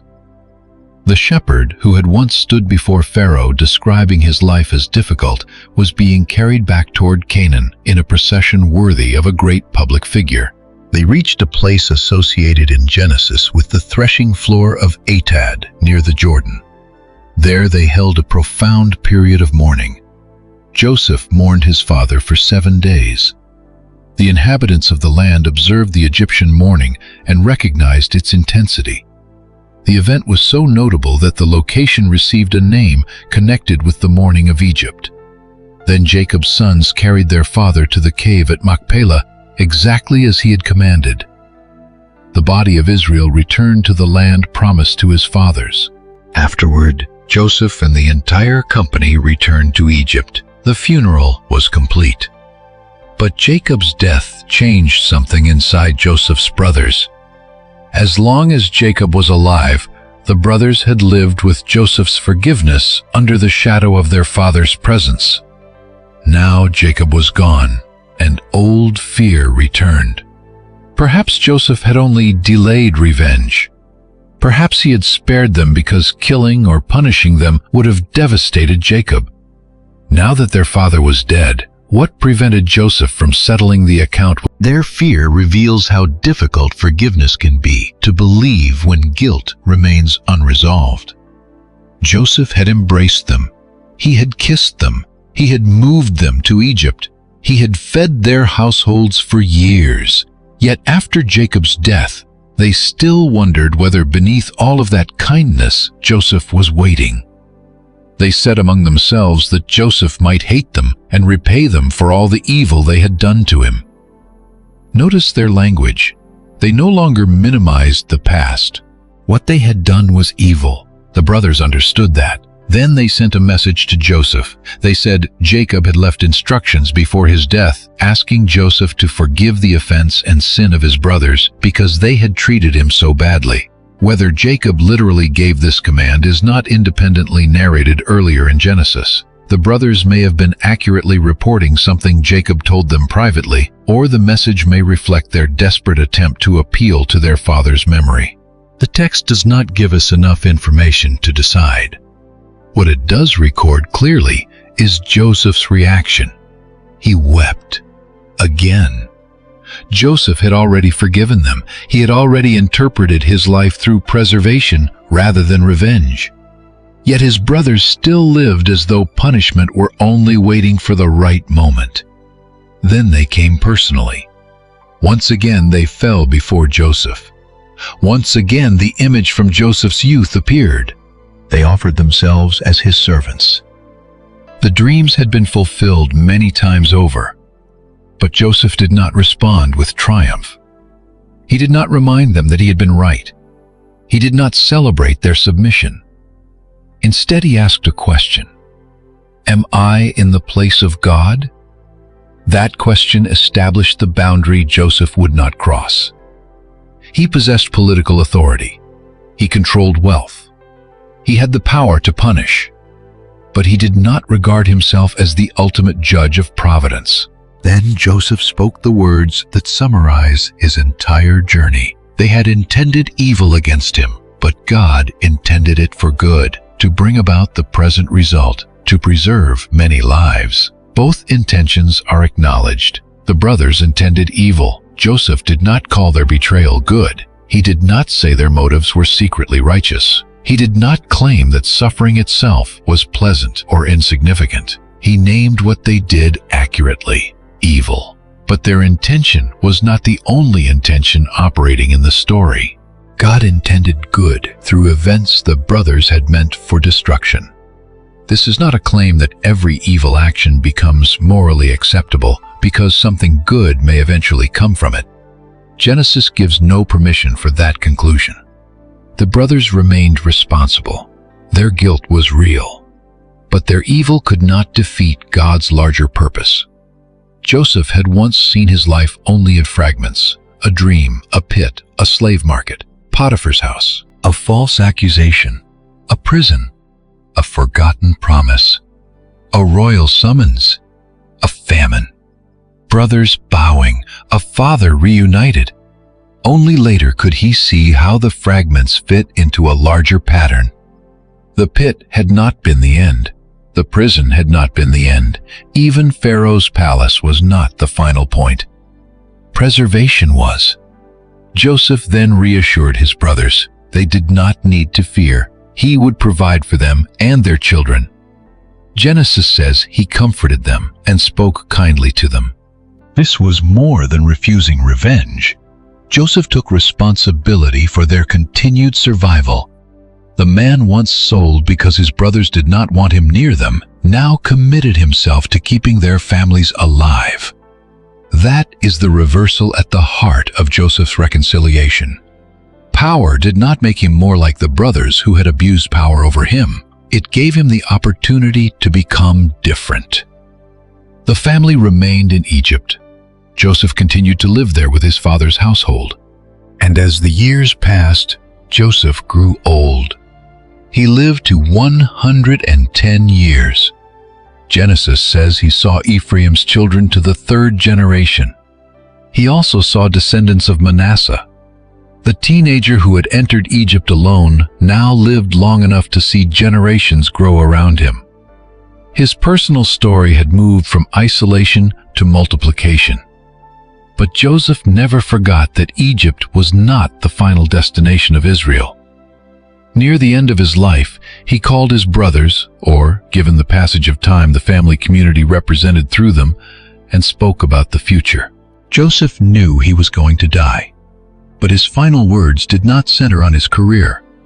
He did not speak primarily about the grain system he had administered. He did not emphasize his Egyptian title. He did not point to the royal garments he had worn. He pointed beyond Egypt.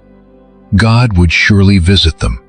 God would bring them up from this land. They would return to the land promised by oath to Abraham, Isaac, and Jacob. Joseph had lived almost his entire adult life in Egypt. He had married there. His sons had been born there. He had risen to power there. His wealth and status were tied to Egypt. Yet his final hope was connected to a promise that existed before Pharaoh knew his name. Joseph made the sons of Israel swear an oath. When God brought them out, they were to carry his bones with them. He could not make the journey alive. But even in death, Joseph wanted his remains to testify that Egypt was temporary. Then Joseph died. He was 110. His body was embalmed, and he was placed in a coffin in Egypt. Genesis ends Joseph's personal life with an extraordinary image. A coffin in Egypt. At first glance, it might seem like an ending filled with contradiction. Joseph had once saved his family by bringing them into Egypt. Now his final request anticipated the day they would have to leave. He had become powerful under Pharaoh, yet his hope extended beyond Pharaoh's kingdom. He had received land status, family, and honor in Egypt, yet he wanted his bones carried to Canaan. The man whose dreams had once pointed toward authority ended his life pointing toward promise. And this is where Joseph's story begins to turn into Israel's story. Because the family he preserved would multiply, the descendants of Jacob would become numerous, generations would pass, Joseph would be remembered.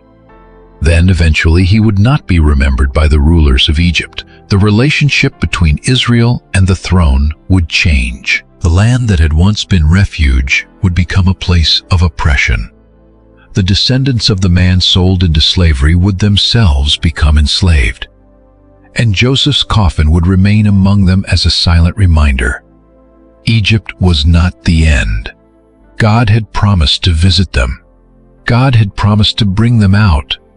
The story that began with one brother thrown into a pit was moving toward an entire nation crying out under bondage. And the God who had preserved Joseph through slavery was about to reveal himself as the God who could deliver Israel from it. Joseph was dead. Jacob was dead. The generation that had entered Egypt during the famine was passing away. But the family they left behind continued to grow. This is where the story of Joseph begins to move beyond one man and into the history of a people. Genesis had already shown the household of Israel becoming fruitful in Egypt. What had begun as one extended family was multiplying across generations. Joseph had preserved them during famine, and for a time Egypt had been a place of safety. But safety under one ruler does not guarantee safety under the next. The opening of Exodus marks the transition with a simple but ominous statement. A new king arose over Egypt who did not know Joseph. The exact identity of this Pharaoh is not given in the biblical text, and attempts to connect him with a specific Egyptian ruler depend on broader chronological debates. For the story itself, his name is less important than the change he represents. Joseph's service no longer protected his descendants. The memory of the man who had helped save Egypt from famine no longer carried political weight. And the population of Israel had become large enough to be viewed not as welcomed guests, but as a threat. Pharaoh looked at the descendants of Jacob and saw numbers, potential instability, potential alliance with enemies, potential loss of control. He told his people that the Israelites had become too numerous and powerful. Something had to be done. The language of fear became policy. Egypt imposed forced labor on Israel. Taskmasters were appointed. The people were oppressed with heavy burdens. They built storage cities for Pharaoh. Their lives became bitter with hard labor in mortar brick and fieldwork. The descendants of Joseph, the man once sold as a slave, were becoming slaves themselves. The irony is severe. Joseph had entered Egypt unwillingly. His family later entered willingly because Egypt offered survival. Now, generations later, the land of refuge had become a house of bondage. But Joseph's final words had anticipated that Egypt would not be permanent. God would visit them. God would bring them out. And his bones were still there. Joseph's coffin had become a silent witness to a promise the enslaved generation had not yet seen fulfilled. The Israelites multiplied even under oppression. Pharaoh responded with greater fear. He attempted to control their future not only through labor, but through death. The Hebrew midwives were ordered to kill newborn boys. They refused. Then Pharaoh commanded that Hebrew sons be thrown into the Nile. The crisis had moved far beyond Joseph's personal suffering. Now an entire people faced systematic destruction. And in that darkness, another child was born, Moses. His story belongs to the next great movement of the biblical narrative, but it is impossible to understand the significance of Joseph's final request without looking briefly ahead. Moses was preserved from Pharaoh's decree. He grew up connected to Pharaoh's household. Later, he fled Egypt. Then God called him from the burning bush and sent him back to confront the Egyptian king. The demand was clear. Israel was to be released. The conflict that followed would define Israel's identity for generations. Plagues struck Egypt. Passover marked the night of deliverance. Pharaoh finally allowed the Israelites to leave, and when the people departed, they did not leave Joseph behind. Exodus specifically records that Moses took Joseph's bones with him. The oath made generations earlier had survived slavery. Joseph had believed that God would bring Israel out of Egypt. Now his remains traveled with the people as that promise moved toward fulfillment. This is why the final scene of Genesis is more powerful than it first appears. Joseph in a coffin was not merely an image of death. It was an image of waiting. His body was in Egypt. His expectation was in Canaan. Generations could pass. Political circumstances could reverse. Israel could become enslaved. But Joseph had tied his burial to the faithfulness of God rather than the permanence of Egypt. When Moses carried Joseph's bones out, the story closed one of its longest open loops. The boy carried into Egypt by traders was finally leaving. Not alive, not in a chariot of Egyptian authority, not wearing Pharaoh's linen, but among the people his life had helped preserve. Joseph had once been the reason Jacob's family came to Egypt. Now his bones became part of their departure. The Exodus generation moved through the wilderness. Israel crossed the sea. They received the covenant at Sinai. They wandered for years. Joseph's remains remained with them. Think of the symbolism. The Israelites often doubted whether they would ever reach the land promised to their ancestors. They complained. They rebelled. They remembered Egypt with distorted nostalgia. Some wanted to return. Yet Joseph's bones moved forward with them. His final request testified to a different direction, not back toward permanent settlement in Egypt, forward toward the promise given to Abraham, Isaac, and Jacob. Joseph himself had never seen that return completed. Faith often operates across generations. Some promises are received by people who will not live to see every stage of their fulfillment. Joseph acted on what he believed. He made Israel swear. He arranged his death around a future act of God. The book of Hebrews later highlights this very moment. When the New Testament looks back on Joseph as an example of faith, it does not primarily choose his interpretation of Pharaoh's dreams. It does not emphasize his promotion. It does not focus on his administrative brilliance. Hebrews points to Joseph near death, speaking about the Exodus and giving instructions concerning his bones. That is revealing. From a human perspective, Joseph's greatest achievement might appear to be his rise to power in Egypt. From the perspective of faith, one of his defining acts was believing that Egypt was not the destination. Joseph had learned something through his entire life. Visible circumstances could change suddenly. The favored son could become a slave. The trusted servant could become a prisoner. The forgotten prisoner could become a ruler. A land of famine could become a place of abundance. A land of refuge could become a place of slavery. Therefore, final confidence could not rest simply on circumstances. Joseph's life had taught him to look beyond them. Eventually, Israel entered Canaan under Joshua. The long journey from Egypt reached the land associated with the patriarchal promises. And the book of Joshua records the burial of Joseph's bones at Shechem. The location brings the story full circle in an extraordinary way. Shechem had appeared near the beginning of Joseph's tragedy. Jacob had sent Joseph to check on his brothers while they were pasturing the flocks near Shechem. Joseph arrived and could not find them. A man told him they had moved to Dothan. Joseph continued after them. That journey led to the pit, the caravan, Egypt. Now, generations later, Joseph's bones were buried in the region of Shechem. The young man who had once passed through that land while searching for brothers who hated him finally returned there in death. What began as a road of betrayal had become part of the geography of fulfillment. Joshua states that Joseph's bones were buried in the piece of land Jacob had acquired in the Shechem area. The burial connected Joseph to the inheritance of Israel. The Egyptian statesman came home. This does not mean Joseph rejected everything about his life in Egypt.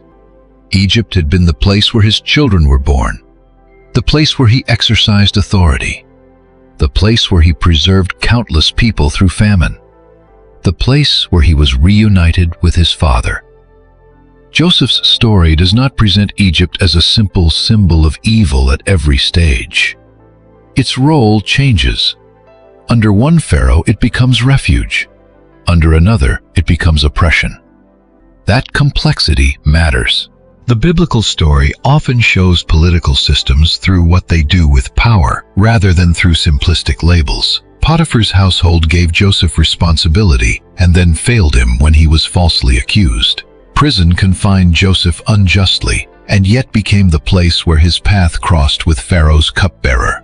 Pharaoh elevated Joseph and empowered him to preserve life. Later, another Pharaoh enslaved Joseph's descendants. The same nation could become both shelter and threat across different generations. What remained constant was not Egypt, it was the covenant promise. Joseph's life is also one of Scripture's clearest studies in providence. Providence is not merely the idea that something good eventually happened after something bad. Joseph's story is far more demanding than that. There were years in which no resolution was visible. At Dothan, Joseph could not see Pharaoh's palace. In Potiphar's house, he could not see the famine. In prison, he could not see his brothers traveling toward Egypt. When the cupbearer forgot him, Joseph did not know that Pharaoh would one day dream. The larger pattern only became visible later. That is why Joseph's statement to his brothers carries so much weight. They intended evil, God intended good. The sentence holds human responsibility and divine providence together without pretending they are the same intention. The brothers' purpose was not preservation. They wanted Joseph removed. Potiphar's wife did not falsely accuse Joseph in order to prepare him for national leadership. The cupbearer did not forget Joseph because he understood some greater plan. The actors inside the story often pursued their own interests, but the final outcome exceeded all of them. Joseph survived. Egypt prepared for famine. Jacob's household received food. The covenant family was preserved. Judah was transformed. Benjamin was protected. Jacob saw Joseph again. Ephraim and Manasseh entered the tribal structure of Israel, and the family moved into the conditions from which the Exodus would eventually emerge. This does not mean suffering should be romanticized. Joseph himself never described his brother's act as harmless. He called it evil. When he named Manasseh and Ephraim, he remembered both affliction and fruitfulness. Genesis does not require us to say the pit was pleasant because the palace eventually came. It does not require us to say injustice was secretly justice. Instead, Joseph's story insists on something harder. Evil can remain evil while God remains capable of bringing good beyond the intention of those who caused it. That distinction is essential. Otherwise, Joseph's story becomes a shallow success formula. Be faithful, suffer for a while, and eventually become powerful. But many faithful people never become governors. Joseph's story is not a guarantee that every unjustly treated person will receive public promotion. Its deeper claim is about the faithfulness of God within a covenant story larger than Joseph's comfort. Joseph was elevated because the particular role he would play required authority. His power served preservation. The palace mattered because famine was coming. The blessing was connected to responsibility. This also helps explain why Joseph's character after promotion is so important. Power can reveal what suffering has formed in a person. Joseph could have used his authority to recreate the cruelty he experienced. His brothers once controlled his body, now he controlled whether they received food. They once ignored his cries. Now they depended on his decision. They once stripped him. Now he could strip them of wealth, freedom, or life. But Joseph did not simply reverse the roles and become the oppressor. He tested them, yes. He frightened them, yes. The Silver Cup episode placed enormous pressure on them, but the process led toward truth, not destruction. Joseph wanted to know whether the family that betrayed him was still the same family. And Judah's response showed that something had changed. This may be one of the most important parts of the Joseph story, because reconciliation did not occur before transformation was visible. Joseph did not encounter the brothers at the first grain purchase and immediately pretend the past did not matter. The brothers had to face old guilt. Benjamin became the test. Judah became the evidence. Years earlier, Judah had seen an opportunity to preserve Joseph from immediate murder while still profiting from his removal. At the Silver Cup crisis, Judah no longer calculated the value of another brother's loss. He offered himself. The man who once helped send Jacob's son into slavery volunteered to become a slave so another son could return to Jacob. The change is profound, and Judah's later blessing makes that transformation even more significant. The royal line in Genesis does not emerge from a flawless man. It emerges through a man whose story includes serious failure and genuine change. Later scripture will trace Israel's kings through Judah.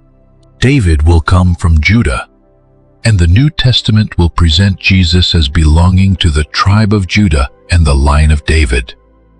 Joseph, meanwhile, receives a different but equally significant legacy through Ephraim and Manasseh.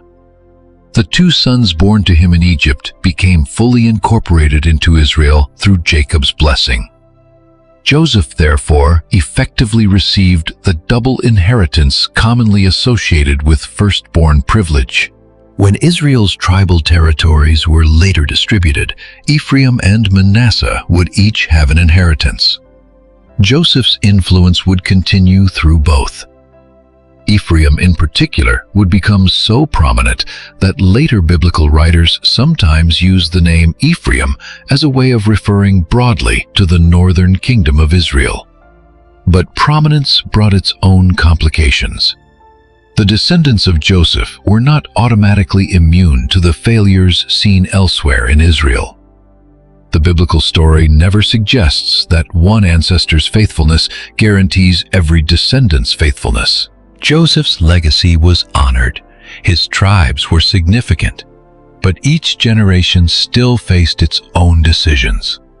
Joseph's personal character has also led many Christian readers to see parallels between his story and the life of Jesus. Those parallels should be handled carefully. The New Testament does not explicitly present every detail of Joseph's life as a direct prophecy about Jesus. Therefore, we should not turn every event into a prediction. Still, certain thematic similarities have long been noticed. Joseph is beloved by his father and rejected by his brothers. He suffers unjustly. He moves from humiliation to exaltation. The one rejected eventually becomes an instrument through whom those connected to him receive preservation. These are meaningful patterns, but typology is different from direct prediction. Joseph remains Joseph. His story has its own historical and theological purpose within Genesis. We do not need to erase that purpose in order to see how later Christian readers may recognize broader biblical themes of rejection, suffering, exaltation, and salvation. The book of Acts also remembers Joseph directly. Stephen, speaking before the Sanhedrin, recounts Israel's history and describes how the patriarchs became jealous of Joseph and sold him into Egypt. But God was with him. That phrase takes us back to the repeated foundation of Joseph's story. God was with him.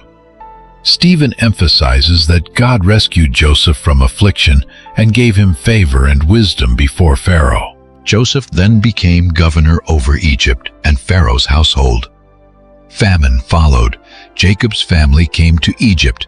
The story becomes part of Stephen's larger argument about Israel's history and the repeated rejection of figures God was using. Joseph, therefore, continues to matter beyond Genesis, not because Scripture turns him into a perfect hero. It does not. Genesis records situations in his administration that require careful reading. His testing of his brothers is complex. His role in consolidating Egyptian land under Pharaoh during famine raises important questions. His family history remains deeply broken. But Joseph consistently functions as a figure through whom preservation occurs. He is not the covenant itself. He is not the Messiah. He is not the final deliverer. He is a servant inside a larger story. That distinction protects the narrative from hero worship. Joseph's story was never ultimately about a talented man proving everyone wrong. If that were the central message, the story could have ended when Pharaoh promoted him. The brothers would have been unnecessary. Jacob's migration would have been unnecessary. The burial oath would have been unnecessary. But Genesis continues because Joseph's success is not the destination. The family is. The promise is. The future is. Joseph's rise matters because it preserves the people through whom the larger biblical story will continue. And this is perhaps why the most famous image of Joseph standing in Egyptian power should never be separated from the final image of Joseph in a coffin. Between those two images lies the difference between achievement and legacy. The throne shows what Joseph became in Egypt. The coffin shows what Joseph believed about the future. The throne says Pharaoh trusted him. The coffin says Joseph trusted God. The throne represents authority in the present. The coffin points toward a promise beyond his lifetime. Joseph had learned that power is temporary. Even the Pharaoh who honored him would one day be followed by a ruler who did not know his name. Empires forget. Political gratitude fades. Institutions change. But Joseph believed the promise given to Abraham would continue beyond all of them. That is why his final act of faith was not building a monument to his Egyptian career. It was asking Israel to remember his bones. Someday when God visited them, "Take me with you." And they did. The promise survived the death of Joseph. It survived the death of his brothers. It survived a new Pharaoh. It survived forced labor. It survived generations of waiting. When the people left Egypt, Joseph left with them. And when Israel finally entered the land, Joseph's remains were laid to rest at Shechem. The boy who left Canaan without choosing to leave had returned. But even that burial was not the end of what Joseph's life meant. His story had permanently changed his family. It had revealed the cost of favoritism, the destructive power of jealousy, the persistence of guilt, the possibility of transformation, the difference between revenge and reconciliation, the danger of interpreting suffering too early, and the strange way a promise can appear most threatened at the very moment the path toward its fulfillment is being formed. Joseph once saw his brothers approaching while he stood powerless. Later he saw those same brothers approaching while he held power over them. The first encounter tested whether they would show mercy. They failed. The second tested whether Joseph would show mercy. He did. But before mercy came revelation. Before reconciliation came truth. Before the family could be reunited, the hidden past had to return to the surface. That is why the emotional climax of Joseph's story is not Pharaoh's ring. It is Joseph weeping before his brothers and saying who he is. "I am Joseph." Power gave him the ability to punish. Providence gave him the perspective to preserve. And forgiveness gave the family a future together. Yet one final question remains. If Joseph's life was used to preserve Israel, how should we understand the parts of his story that remain difficult? The family favoritism that helped begin the conflict, the moral complexity of his Egyptian administration, the silence of God during long years of suffering, and the fact that the family he saved eventually became enslaved in the very land where he had risen. The final meaning of Joseph's story emerges only when those tensions are held together. Because the ending is not simply Joseph became successful. The ending is that a promise continued through a deeply imperfect family, through injustice, famine, power, death, slavery, and finally deliverance. Joseph's story does not end with a palace. It does not end with his brothers bowing. It does not even end with the survival of Egypt during famine. It ends with a promise still moving forward. That matters because if we reduce Joseph's life to a simple success story, we miss the larger purpose Genesis has been building from the beginning. Joseph did rise. He did move from slavery to authority. He did survive betrayal, false accusation, imprisonment, and years of waiting. But the deepest significance of his life was not that one man became powerful. It was that through one man's preservation, an entire family survived. And through that family, the covenant story continued. Joseph's life began inside a broken household. Jacob loved him openly more than his brothers. The brothers responded with jealousy. Joseph received dreams that seemed to point toward future authority. Instead of understanding those dreams, the family became more divided because of them. Then hatred turned into action. Joseph was thrown into a pit. He was sold. His father was deceived, and the family lived for years under the consequences. No part of that beginning looked like the preparation for rescue, yet that is exactly what it became. The caravan that carried Joseph away from Canaan also carried him toward the country where grain would eventually be stored. Potiphar's house gave him experience administering resources. Prison placed him beside Pharaoh's cupbearer. The cupbearer's failure to remember Joseph immediately delayed his release, but eventually connected Joseph's name to Pharaoh's crisis at precisely the moment Egypt needed him. Pharaoh's dreams opened the door. Joseph's interpretation revealed the coming famine. His wisdom prepared a nation, and the famine drove his brothers toward the very man they believed they had eliminated. The whole story is filled with events that mean one thing at first, and another only when viewed later. The pit looked like an ending. It became a road. Slavery looked like the destruction of Joseph's future. It became part of his formation. Prison looked like the lowest point. It became the place where his path crossed with the royal court. Famine looked like catastrophe. It became the means by which a divided family was forced back together. Power looked like the fulfillment of Joseph's dreams. But even power was only a tool for something larger. This is why Joseph's own interpretation of his life remains so important. He did not tell his brothers that what they had done was harmless. He did not say they had meant well. He called their intention evil. That word must remain. The brothers were responsible for their choices. Jealousy was real. Betrayal was real. The tears in the pit were real. The years Joseph lost were real. The suffering Jacob endured because of their lie was real. Forgiveness did not require rewriting any of that. But Joseph also refused to allow their evil intention to become the final interpretation of his life. They intended evil. God intended good. Those two statements stand together. The same event can contain human guilt and divine providence without making the guilt disappear. Joseph was not saying that God approved of betrayal. He was saying betrayal had not defeated God.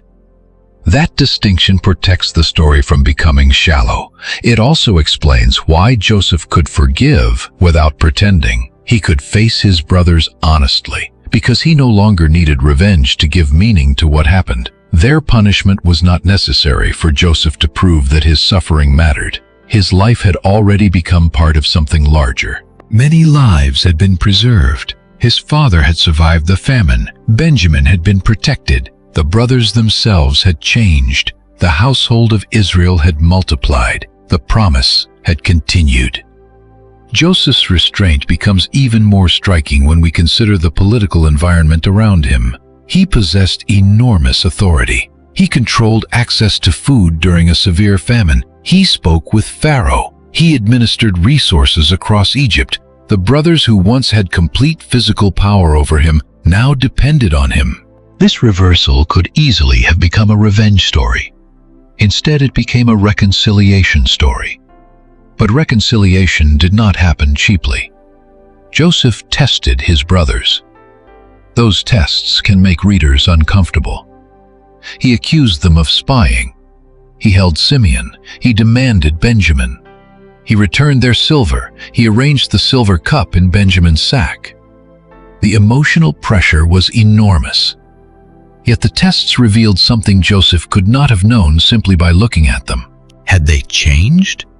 The answer came through Judah. Judah is essential to understanding the ending. Years earlier, Judah had suggested selling Joseph. He helped turn a brother into merchandise. Later, when Benjamin faced slavery, Judah offered himself instead. That is one of the clearest demonstrations of transformation anywhere in the Joseph narrative. The external pattern was similar. A favored son of Rachel was vulnerable. The other brothers had an opportunity to leave him behind. The first time, they abandoned Joseph. The second time, they returned with Benjamin. And Judah was prepared to remain. The man who had once benefited from another brother's enslavement was willing to become enslaved himself. Only then did Joseph reveal his identity. This means the words, "I am Joseph," were not simply a dramatic surprise. They came at the precise moment when the family's old pattern had been broken. Joseph could finally see that the men before him were not simply repeating Dothan, and the brothers could finally discover that the person whose life they had tried to remove was now the person holding their lives in his hands. The emotional power of the scene comes from that reversal. but the theological power comes from what Joseph does with it. He uses power to preserve. That is why Joseph's story cannot be reduced to the message, "Your enemies will one day bow before you." Such a message would distort the narrative. The bowing is not the goal. The brothers bow several times, but Joseph does not celebrate their humiliation. The dreams are fulfilled, yet the fulfillment serves reconciliation and survival. Joseph's greatness is not demonstrated merely by being above his brothers. It is demonstrated by what he does when he is above them. Power reveals character. Joseph chooses provision over vengeance. That choice does not make him flawless. No biblical character except Jesus should be treated as morally perfect. Joseph's administration during famine remains one of the more complicated sections of his life. As food shortages intensified, Egyptians exchanged money, livestock, land, and eventually labor obligations for survival. Pharaoh's control over the land increased dramatically. Genesis also records that the people thanked Joseph for saving their lives.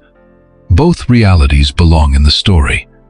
Joseph's centralized system kept people alive during an extreme crisis. It also strengthened Pharaoh's economic power. Modern readers may naturally ask difficult questions about that arrangement. The text describes what happened, but does not pause to provide a full modern political or economic evaluation of every policy. We should therefore resist forcing the passage into categories it was not written to address. What is clear is that Joseph functioned as Pharaoh's administrator during a severe famine, and that Egypt emerged highly centralized. That political structure becomes especially interesting when we move into Exodus. Joseph had served a Pharaoh who trusted him. Later, Israel faced a Pharaoh who feared Joseph's descendants. The same royal system that once empowered Joseph would later oppress his people. This reminds us how temporary political favor can be. Joseph's status could protect one generation. It could not guarantee the safety of all future generations. Institutions change. Kings die. Memories fade. The covenant promise had to rest on something more enduring than royal gratitude. That is why Joseph's final words are so important. He knew Egypt was not permanent. He told his family that God would surely visit them. He spoke of return. He made them swear to carry his bones out. At the height of his Egyptian success, Joseph could have rooted his identity entirely in the civilization that had elevated him. He had an Egyptian name, an Egyptian wife, Egyptian authority, Egyptian sons by birth. He had lived decades in the country. Yet his final hope remained tied to Abraham, Isaac, Jacob, and the land of promise. Joseph could belong meaningfully to Egypt without believing Egypt was the final destination. That tension defines his closing years. He served faithfully where he lived, but he remembered where the promise pointed. The book of Hebrews later identifies this final instruction about Joseph's bones as an act of faith. That choice is revealing. Joseph's faith is not remembered there primarily because he became successful. It is remembered because he believed in a future he would not personally see. He died in Egypt. He knew he would not walk out during the Exodus. He knew he would not personally enter Canaan again. But he acted as though God's promise would outlive him. That is intergenerational faith. It does not demand that every promise be completed within one lifetime. Joseph was willing to die while still pointing forward. And generations later, Moses remembered. When Israel left Egypt, Exodus records that Moses took Joseph's bones. The descendants of Jacob departed after centuries of transformation. The family Joseph had preserved had become a people. The refuge Joseph had established had become bondage under a different Pharaoh. The God Joseph trusted now delivered Israel through events Joseph had never lived to witness. Passover, the departure from Egypt, the sea, Sinai, the wilderness. Through it all, Joseph's bones traveled with the people. His remains became a physical link between Genesis and Exodus. The man who had once been carried involuntarily into Egypt was now being carried out, according to his own request. And eventually, after Israel entered Canaan, the book of Joshua records that Joseph's bones were buried at Shechem. That location brings the story into a remarkable circle. Joseph's great descent had begun near Shechem. Jacob sent him toward his brothers there. They had moved to Dothan. Joseph followed. Then came the pit. Now, many generations later, Joseph returned to the region associated with the beginning of that journey. But the circumstances were transformed. The first time Joseph passed through that country, he was a vulnerable young man searching for brothers. His second arrival came after death, carried by a people who existed in part because his life had been used to preserve their ancestors. The geography itself becomes part of the story. From Canaan to Egypt, from Egypt back to Canaan. The promise moved through exile before returning toward inheritance. Joseph's legacy also lived through Ephraim and Manasseh. When Jacob adopted them as his own sons, Joseph effectively received a double tribal inheritance. Manasseh and Ephraim would become major components of Israel's tribal structure. Ephraim in particular would become extremely prominent in later biblical history. After the United monarchy eventually divided, the northern kingdom would sometimes be referred to by the name Ephraim because of the tribe's importance. That later prominence should not be confused with Joseph's personal righteousness automatically passing to every descendant. Biblical history never works that way.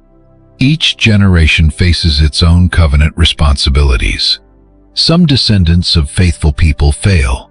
Some descendants of deeply flawed people become faithful. Joseph's life demonstrates the influence of legacy, but also its limits. His example could be remembered. His faith could be honored. His descendants still had to choose how they would live. Joseph's place in the wider biblical story also raises the question of how Christians should connect him with Jesus. For centuries, readers have noticed meaningful similarities.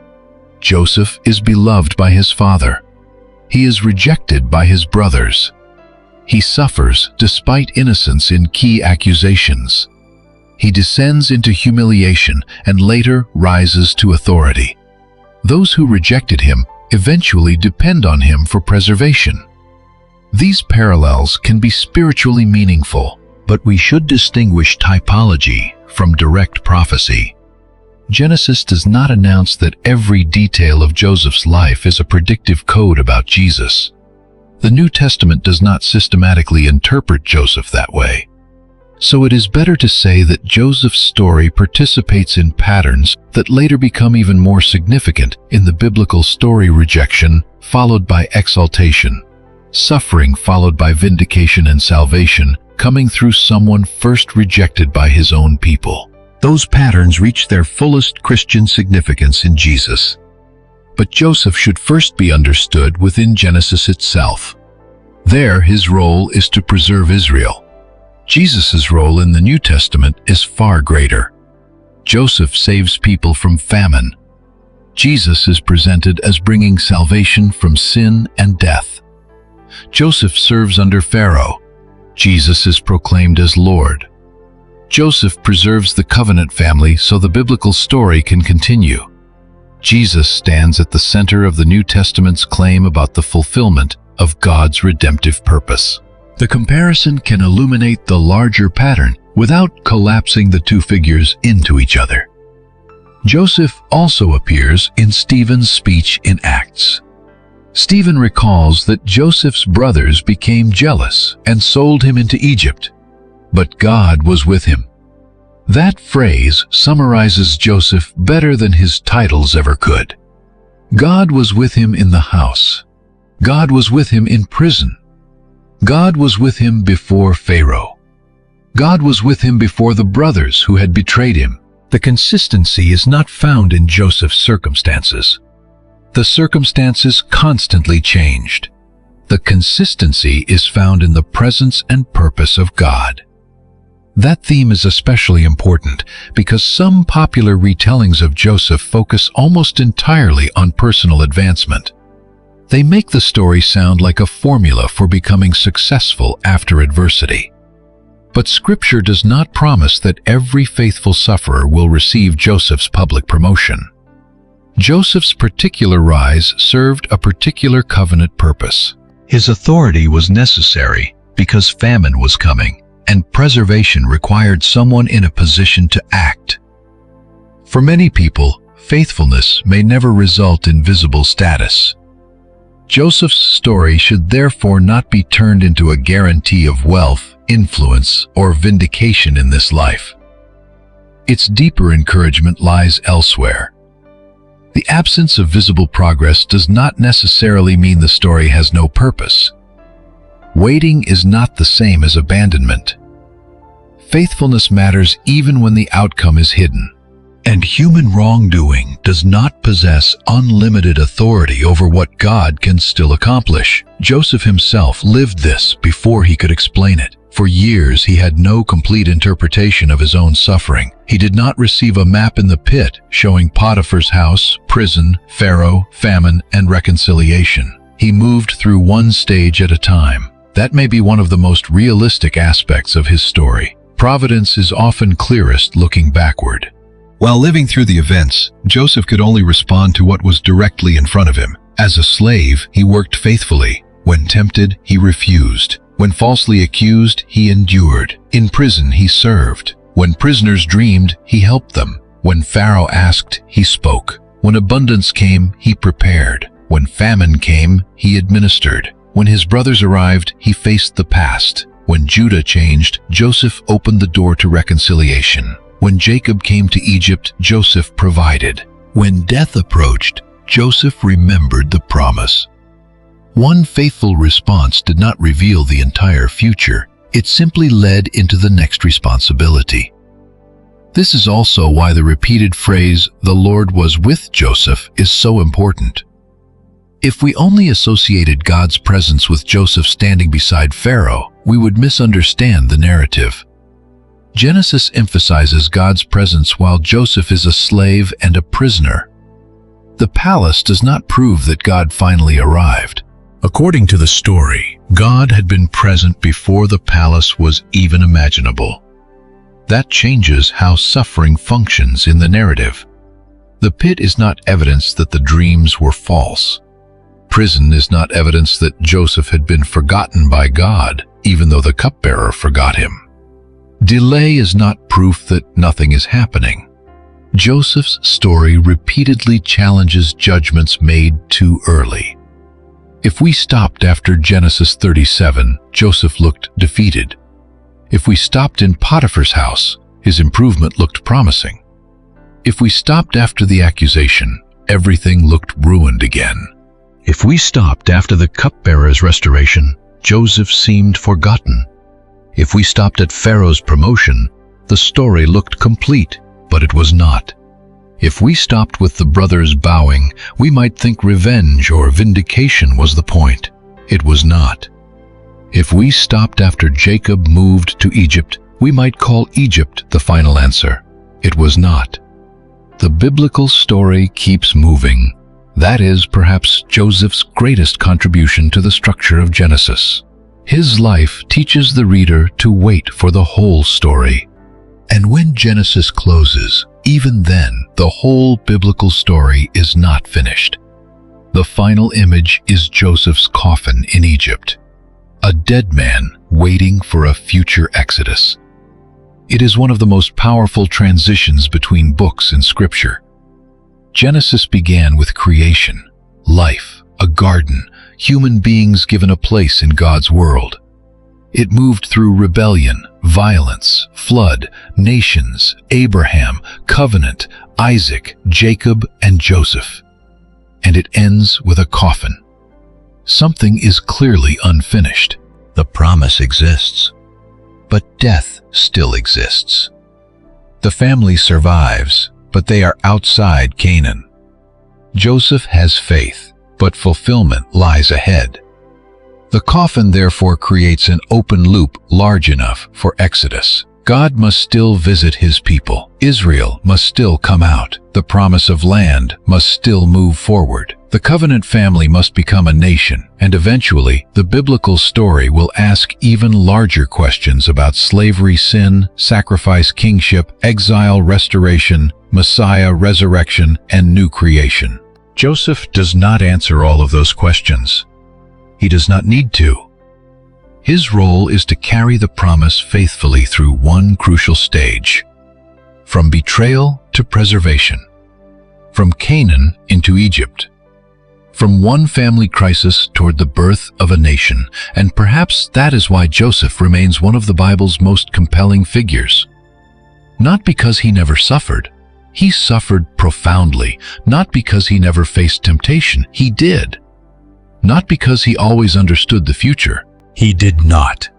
Not because his family was healthy. It was deeply wounded. Not because power solved every problem. It did not. Joseph matters because his life shows what faithfulness can look like when the meaning of events is not yet visible. He refused to allow betrayal to dictate his character. He refused to allow temptation to define his choices. He refused to allow prison to end his usefulness. He refused to allow power to become revenge. And when he reached the end, he refused to allow Egypt's greatness to make him forget the promise. His brothers once asked what would become of his dreams. They believed a pit could answer that question. It could not. They believed slavery could remove Joseph from the future. It could not. They believed their father would never see him again. They were wrong. Years later, they stood before Joseph without recognizing him. They bowed. But Joseph's greatest victory was not watching them bow. It was being able to raise them up again. The boy they rejected became the man who fed them. The brother they sold became the brother who forgave them. The son Jacob mourned as dead became the son who closed Jacob's eyes in Egypt. And the prisoner forgotten by one royal servant became the ruler remembered across generations. Still, Joseph's final testimony was not about Joseph. It was about what God would do after Joseph was gone. God will surely visit you. That was his confidence. Carry my bones when he does. Joseph died. The coffin remained. Generations passed. Then the promise moved again. And that may be the most fitting way to remember Joseph. His journey ended in Egypt. His faith looked beyond it. The man died, but the promise kept moving.